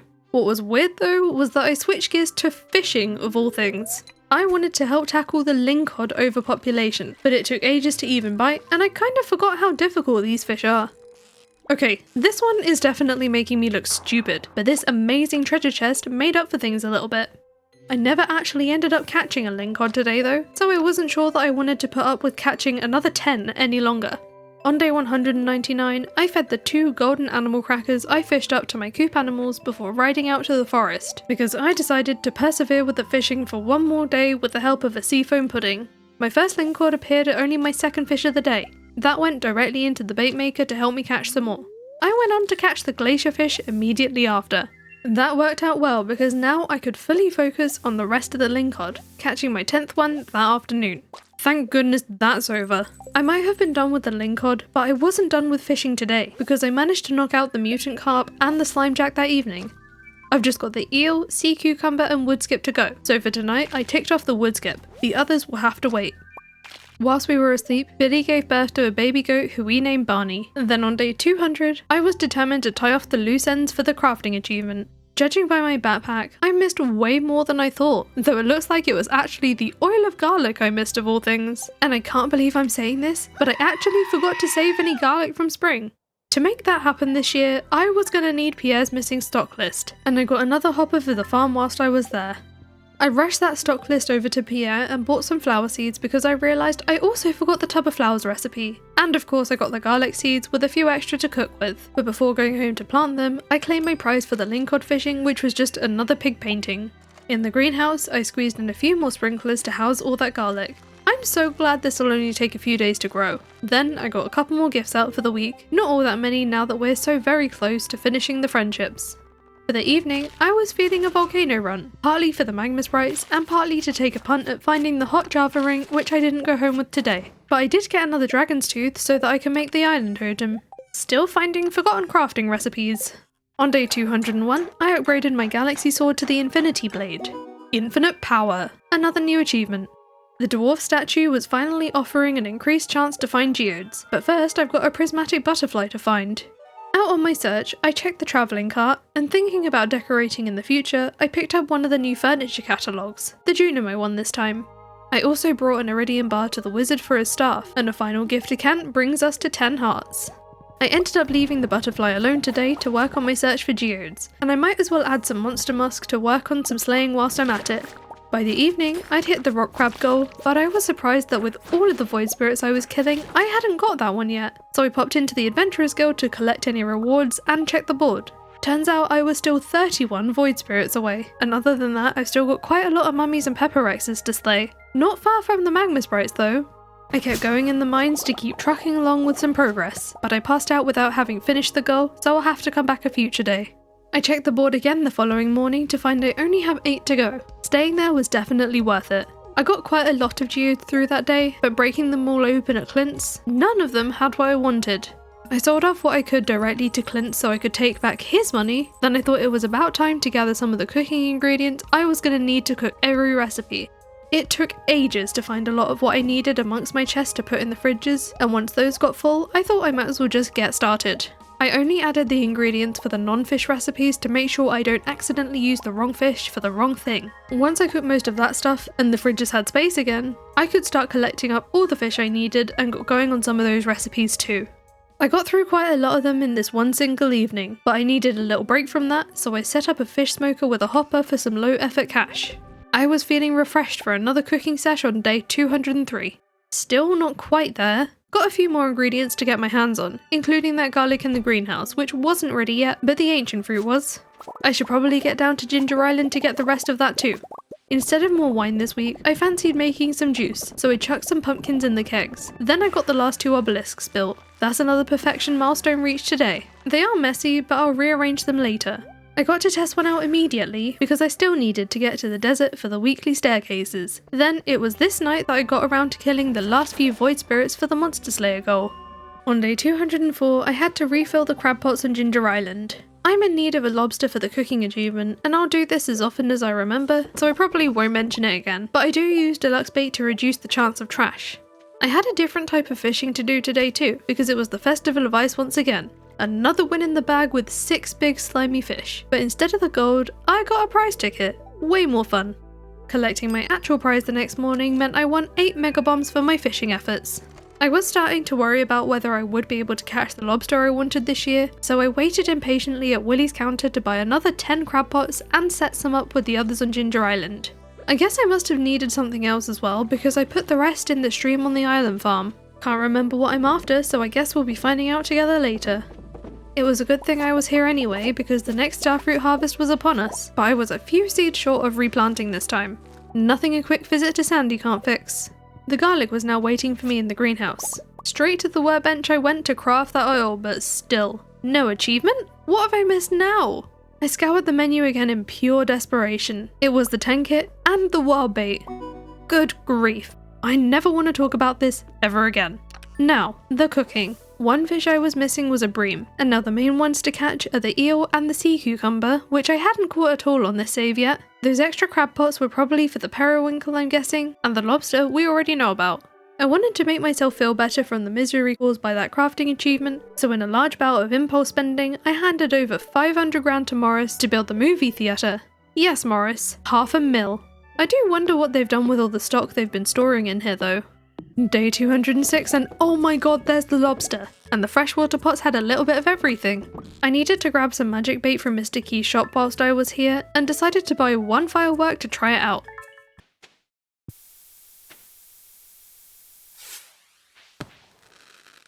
Cute. There's that. Anyway, I got those 2 recipes knocked out, then fished the rest of the day at the pier with a magic bait for the sea cucumber, and I was hoping to get the eels tonight, but after 40 pieces of magic bait, I didn't find a single one. At least I could get the lucky lunch done, I suppose. I went back for more magic bait on day 207, but before going back to fishing, I set off the next batch of pumpkin juice. Thankfully, the first eel didn't take the entire day to bite, and this was the last fish for the Master Angler achievement. The second eel I needed to cook with took a good few hours to arrive on the line, then off I went to cook those 2 eel dishes. But the final dish to become a gourmet chef was actually the little old mackie roll. What a satisfying burst of progress over the last few days. I was now ready to work on rearranging a few things on the farm. I used the wizard's podium to move the fish pond and make the obelisk layout a little bit more intentional. The winter's a great time for making layout changes and decorating, and to help with this, I wanted to score some decor from the crane game, but that one guy was hogging the machine. Can you not? Sad to see you still can't buy yourself a snack at the movie theatre either, so I just went in alone, hungry, and empty-handed to watch The Miracle of Cold Star Ranch. That movie got me in the mood for the season of gifting, so I brought some fish to the raccoons. No seeds or anything this time. I got a peach. That might seem weird, but I couldn't have gotten a better award. Why? Well, that item was the very last thing I needed to wake up to the full shipment achievement on day 208. Earlier than I planned, since my own tree hadn't even grown yet. Even more good news, Willie delivered a star drop for all those fish we've caught. I asked Robin to build that second shed I left the space for, then made a start on preparing all of the sprinklers for spring, until I remembered that it was the first day of Squidfest today. I brought the trusty bait maker with me, and had help from a sonar bobber, so I hit my target of 8 squid around lunchtime, and collected all of my rewards, which I think are the same as last year. Still, happy with a lot of these. That left me plenty of time in the day to work on decorating, and it was lucky that I checked on the animals today, or they would have gone without food tomorrow.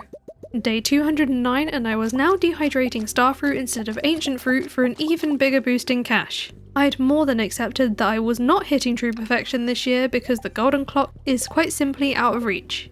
I brought Willie a lingcod on the pier, then knocked out day 2 of Squidfest till the early afternoon again. After grabbing the final set of prizes, I went back to reorganising a few things on the farm, decorating a bit, and keeping up with the mayo production. On day 210, I asked Robin to upgrade that new shed before I even put anything in it. I made a brief start on adding lighting to the farm, but then I thought I should probably get the ancient fruit harvest out of the way so I can't forget. Now, back to decorating. To save a few resources, I used basic torches in places I could hide them, and used these braziers in places where they can be seen. Once I placed all of those, I worked on setting up more of the sprinklers I didn't get around to last time, by which point it was quite late, so I only just squeezed in the weekly trade for staircases. Day 211 was a pumpkin juice day. I managed to make more sprinkler progress, and you might have noticed I've been ignoring the ripe winter melons. I'm gonna wait till later to harvest these in the hopes that I'll have other seeds to replace them with. The dwarf statue was offering the geode buff again, so off to the mines I went with some mega bombs to get my hands on some. I took a little break to check out what was at the night market and purchased a rabbit's foot from the merchant's boat. I needed this to bring to the Joja truck guy to get the lucky charm for a permanent luck boost. Then it was back to the mines for the rest of the day to accumulate more geodes. With 7 magma geodes and 10 frozen geodes, I could only hope that this would be enough.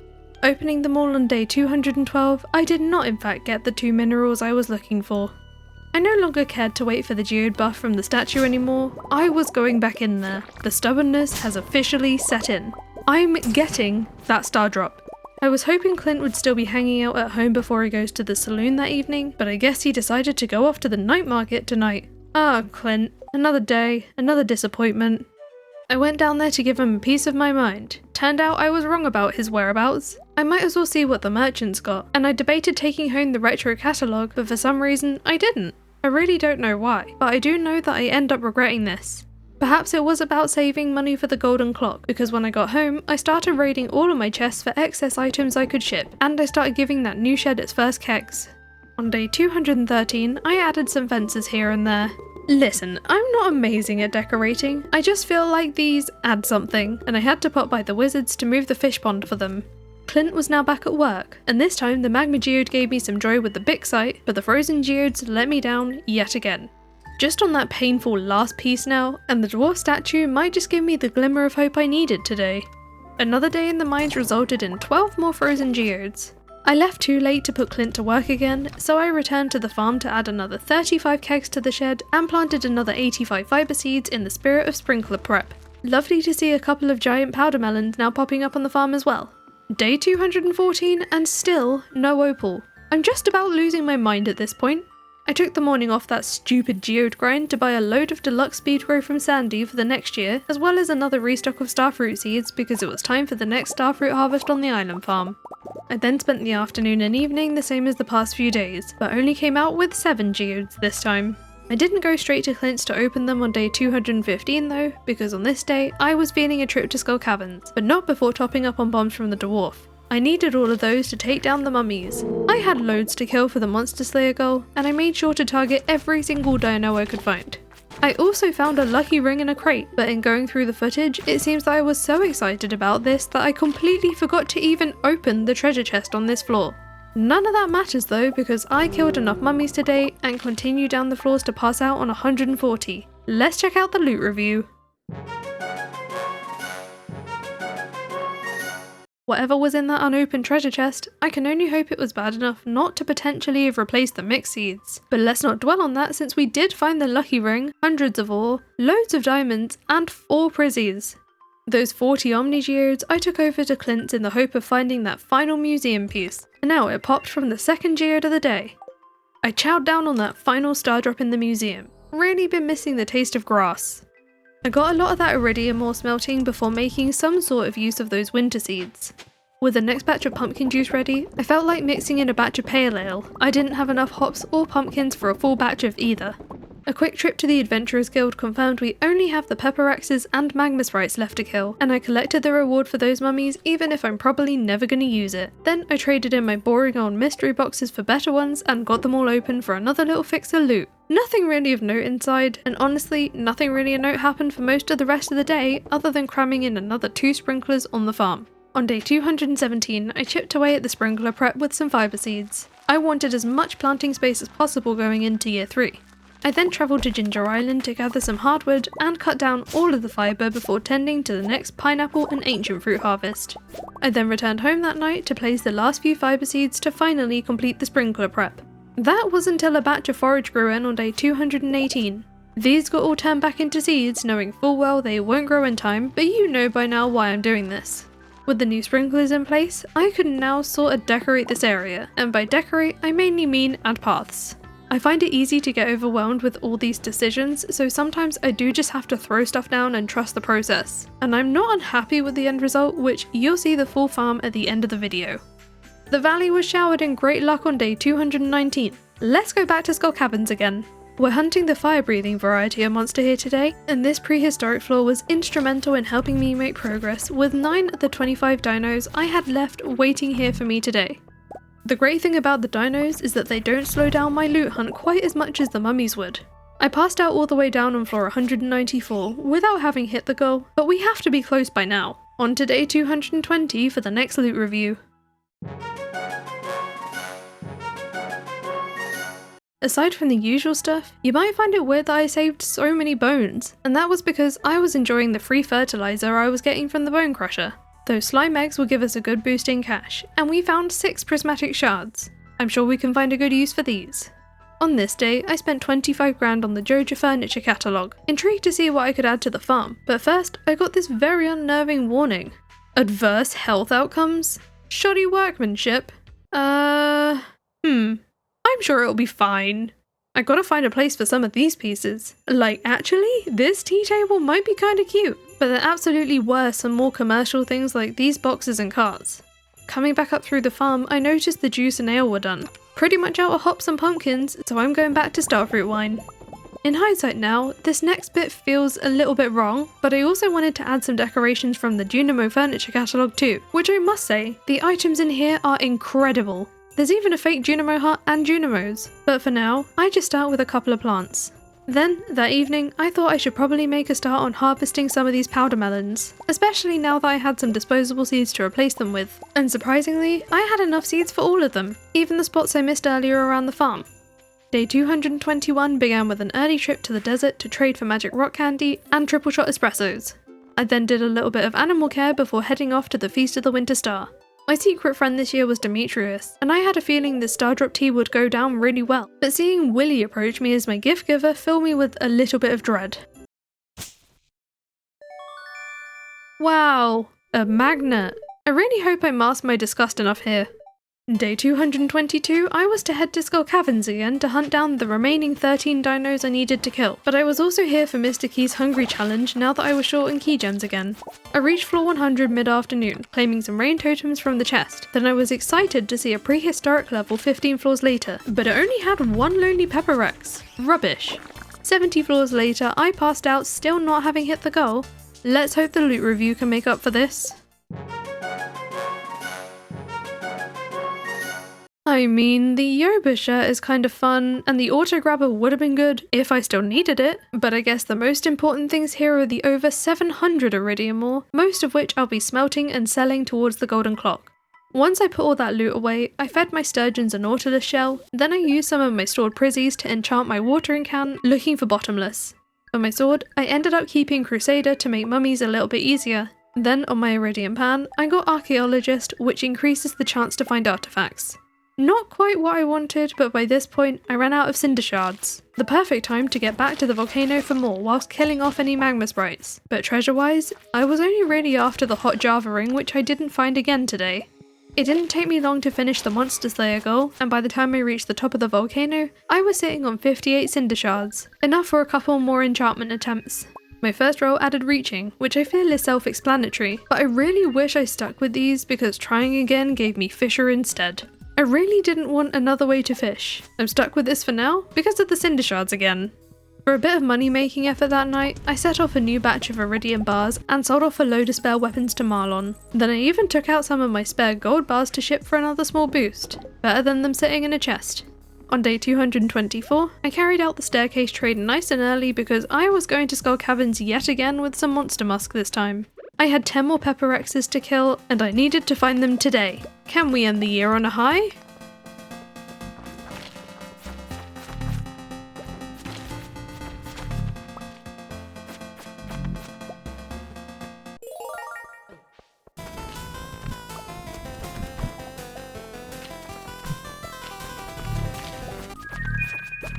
That one floor really was a lifesaver, and it meant I could get out of there early.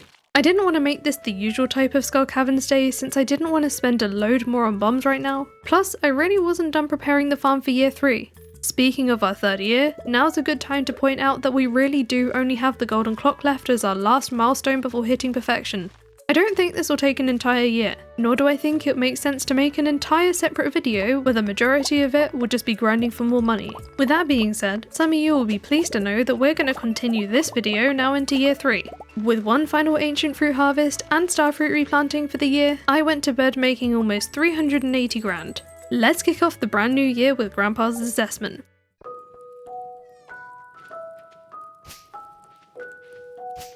This ghostly dream turned out not to be a nightmare in the end. Grandpa is proud of what we've done with the Chewy farm, and we have these 4 candles to show it.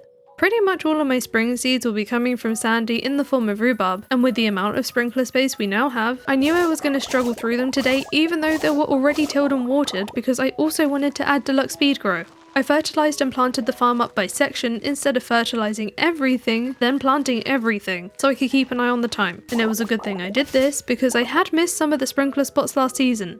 This delayed me, which meant that there were 2 large areas that didn't get any deluxe speed grow, but it meant that I could at least get something planted in every spot in time, and I really only just about made it. I didn't even attempt making it to bed. On day 226, I bought some mushroom seeds from Mr. Key to decorate with before deforesting the entirety of Ginger Island. Those mushroom seeds got planted in this area to fill it out a bit, where I also began adding some long grass. On day 227, I made another 10 dehydrators to speed up the daily income because these dried starfruit were really doing us well. With everything now mainly just being a matter of time, I could dedicate some of that waiting period to small doses of decorating, but I was still putting in effort to accelerate the profits by adding another 24 kegs to the shed this week for the next batch of wine. Mostly ancient fruit this time. I also added more items from the Junimo catalogue, including the fake Junimo hut. I didn't see the sense in paying the wizard for one because I don't think the Junimos would take too kindly to living with the person who turned their home into a warehouse. That's another 500 grand in the bank overnight. Then on day 228, I decluttered some of my chests to turn my spare items into even more gold. On Thursdays, it's important to trade for that magic rock candy at the desert, but I also took down the trees whilst I was there. This is pretty much all for kegs. Then gathering up a few other things around the farm went towards another 300 grand income that night. Day 229 was for more wood chopping in the forest this time, and from now on, this year's days might not have all that much detail because we all know the end goal here. Otherwise, some of it might get a bit repetitive between the fruit drying and the mayo making, so I'll just focus on anything significant. That being said, there's not much to report for day 230. I mostly just rode around hunting for leeks for that special request for gifts for George, and also for the prismatic butterfly which I found on the beach, adding 50 grand to my balance.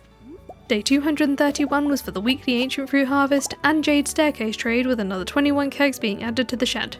Day 232 I planted a dozen potatoes in the greenhouse for Pam's strong stuff, and made use of Marnie's animal catalogue, meaning I could browse her store while she wasn't even there, to pick out a brand new second pet. I had a really tough time here choosing, but I ended up going with a green tortoise who I named Crunchy. Please don't stand on my tortoise, we don't need to test this. I also forgot that I acquired the wizard catalogue at some point, even though the reason that this even existed made me a little bit sad. The items in here are super fun, and you bet I'll be adding some of these to the farm. Day 233 was a starfruit day, then on day 234 the speed grown rhubarb was ready, which I'll be replacing with more of the same. It was also a wine day, and with the rate I was now blasting through all of this fruit, I focused most of the good quality ancient fruit and starfruit on making wine, with the rhubarb being next in line for mass dehydrating. On day 235, I felt like the house was in much need of redecorating. Gotta teach Joe what's important nice and early, and I mean come on, look at this art. But I truly do not think I will ever get the hang of interior decorating in this game. Still in the hunt for more decorations, I spent an unreasonable amount of time on the crane game, but the highlight had to be scoring this mystery box cactus plant. Seriously, how could I not have this? Day 236 was just full of basic farm tasks, and day 237 was the egg festival. I didn't feel the need to buy any strawberries this year, but I couldn't not do the egg hunt. I got my hands on 10 eggs this time, enough to win me a prize ticket. On day 238, I harvested the slower growing rhubarb in the rain, which got replanted with another batch of the same. And when I entered the greenhouse to begin the ancient fruit harvest, I found some potatoes were also ready for Pam's strong stuff. With a load of spare fairy dust from the raccoons, I could use 12 of them to free up some kegs so I could begin processing those for later. Then I could get on with gathering fruit on Ginger Island, and that prize ticket from yesterday got me 5 mystery boxes, which I'll probably just put towards upgrading to golden ones. That is what I did the very next day. I brought those to Clint to open along with all of my golden coconuts because there'll probably be some things in here that I can sell, but I was not expecting to see this awesome mystery wall from one of the boxes. It's going in the kitchen because my cooking is questionable. The rest of the day was for gathering materials from various places around the valley, mainly the quarry though, all in the quest for more kegs. So yeah, I kind of forgot about the desert festival today. I didn't forget for day 240 though. I went straight to the adventurer stand to say good morning to Gil and pick up a daily challenge from Marlon. I went with my usual of hitting level 30. I downed a warrior smoothie before I went in, then got right to this other type of egg hunt. I mostly just played this like any other Skull Caverns day, except the big difference being leaving in the evening instead of passing out. I gotta be able to get back to Gil and report my day's egg rating, which for this day was 37. 200 more eggs for that one, and I also got Gil's hat. That reward actually covered all of the mystery boxes I wanted to buy, and you might have noticed that I have not done a loot review. Here's a quick look, but it's nothing like a full day would be. Then checked out the villager stalls for this day, which were Leo and Abigail. I didn't get anything from there, and before going home, I wanted to get myself a new outfit, which wasn't quite what I had in mind. It's cute I guess, but I just feel wrong not living my life as a loot box. I am the loot. Oh, and I did change my mind and go back for Leo's wallpaper. Once I'd done the morning's farm chores for day 241, it looked pretty similar to the day before because it is still a desert festival. Being similar to yesterday, I won't go into any detail here, and instead of a loot review, I'm showing you all the treasure rooms I found. I left on floor 100 once again, but with an egg rating of 35 this time, and with today's eggs I managed to get all the mystery boxes again, obviously, and I made room for a magic rock candy too. There wasn't much else I wanted to spend my eggs on, so I chucked the rest of Robin in exchange for some wood. Day 242 was for the next starfruit harvest on Ginger Island, where I set up one more iridium sprinkler for another little boost in fruit for the next lot. Why not cram in another quality sprinkler too? Those starfruit went straight into kegs. A day later than I'd usually make wine, but the desert festival delayed things. But that is another 600 grand in the bank today. On day 243, I tended to the next speed-grown rhubarb harvest, and once again we'll be putting more of the same in the ground. When I finished replanting those, I dropped off Pam Strongstuff to her trailer for a reward of 3 grand. The prize ticket from that one only got me 2 fairy dust, so pretty disappointing. A bit of tree chopping cheered me up though. On day 244, I dropped off some leeks to Evelyn's oven. I'd slowly been accumulating them for George, and I hadn't found enough yet, but I didn't want to think about needing to hand them in anymore. I had some more trees to chop before selling off all the spare cooked dishes from the Gourmet Chef achievement. Then I spent some time in the harder mines searching for radioactive ore to smelt and sell, but I didn't find any today, so back to wood chopping I went. Day 245 was a rainy island harvest, which is also when I managed to finish filling the second shed with kegs. Not much else to report for this day other than bringing Gus the coconut he asked for. Day 246 and day 247 only had some basic farm tasks to do. Then day 248 was the flower dance. With no more friendship points needed, I went straight to Sam to ask him to be my dance partner, and this was the answer I got.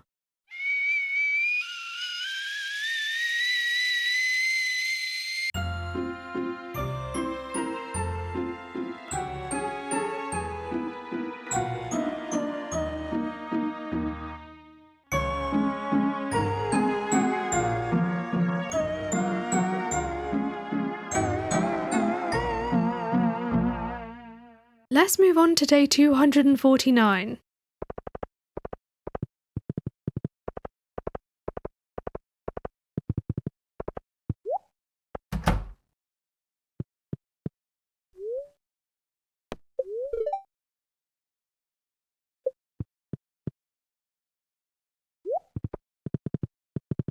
That's that taken care of. Now I can get going with the next batch of wine. He never did ask for another child, so the naming theme is just gonna have to remain a mystery, unless you've guessed it. The only thing of note for day 250 was delivering a load more eggs to Gus for yet another omelette. Then on day 251, I required Clint services to open all of my mystery boxes and artifact troves. I wasn't looking for anything specific in these, I just wanted to free the items inside purely to sell them all off. The second batch of slow rhubarb had grown in, and all those extra seeds I just got from the mystery boxes came in very handy to hold over the sprinklers into summer. I'm not going to need them for anything else anymore. I won't have enough to cover the remaining rhubarb for tomorrow, so I did have to go out and buy a load of parsnip seeds. Not quite sure why I bought this many though, because after harvesting the last of the rhubarb the next morning, I had more than 50 of them left over. To prep for summer, which starts tomorrow, I bought more than a stack of starfruit seeds. If I have too many of these, I can always use them on Ginger Island. I'd also decided I wasn't enjoying the newly emptier house. I didn't want to get married again, so I presented Krobus with a gift to ask to be roomies. It was a good thing I got all those starfruit seeds today too, because when I got around to harvesting the fruit on Ginger Island, the starfruit was also ready to go. Hopefully this doesn't eat too much into my summer seed supplies.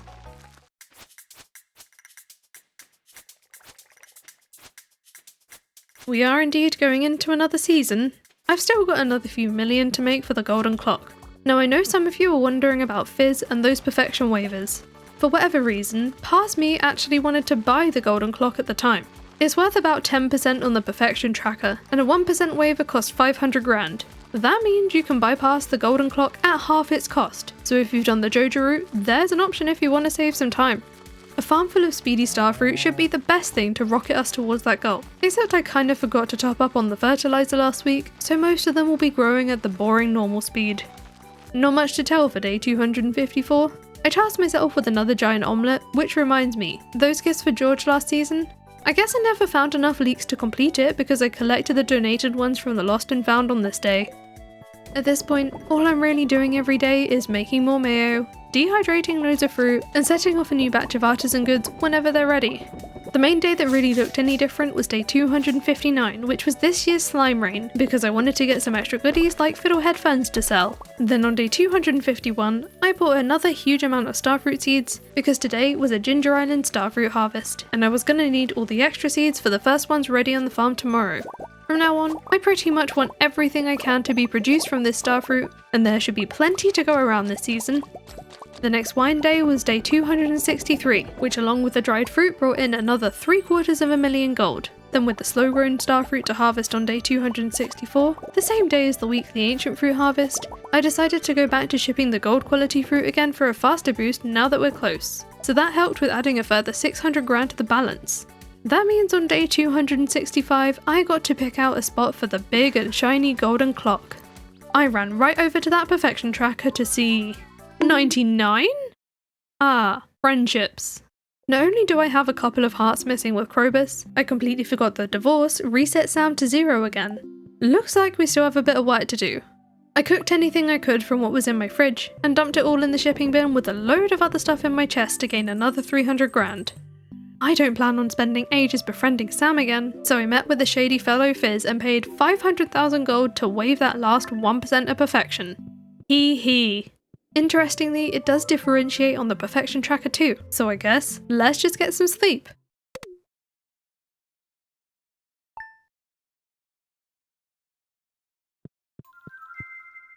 It worked. On day 266, I could go and check out the summit where I found Morris waiting for me. We built ourselves over 2.5 years to get where we are right now, and I guess I did a lot of good for Jojo whilst I was at it. Stardew Valley's 1.6 update far exceeded anything I could have ever expected. I'm willing to bet I missed a lot of details too. If I did, let me know what they were down in the comments. Of course, there were probably some things I haven't seen which would have been in the community centre route, and I'll definitely be doing that here at some point, but between the mystery boxes and the raccoons, I'm not sure I can pick a favourite part of the update really. Let me know your favourite addition to the game in the comments too. I'll leave you here with a final look at how the farm turned out after reaching perfection. I'm happy with it, but I know my decorating skills still need a lot of work. But anyway, if you enjoyed the video, please do hit the like button, subscribe if you haven't already, thank you so much to my channel members, and I will see you in the next video. Bye!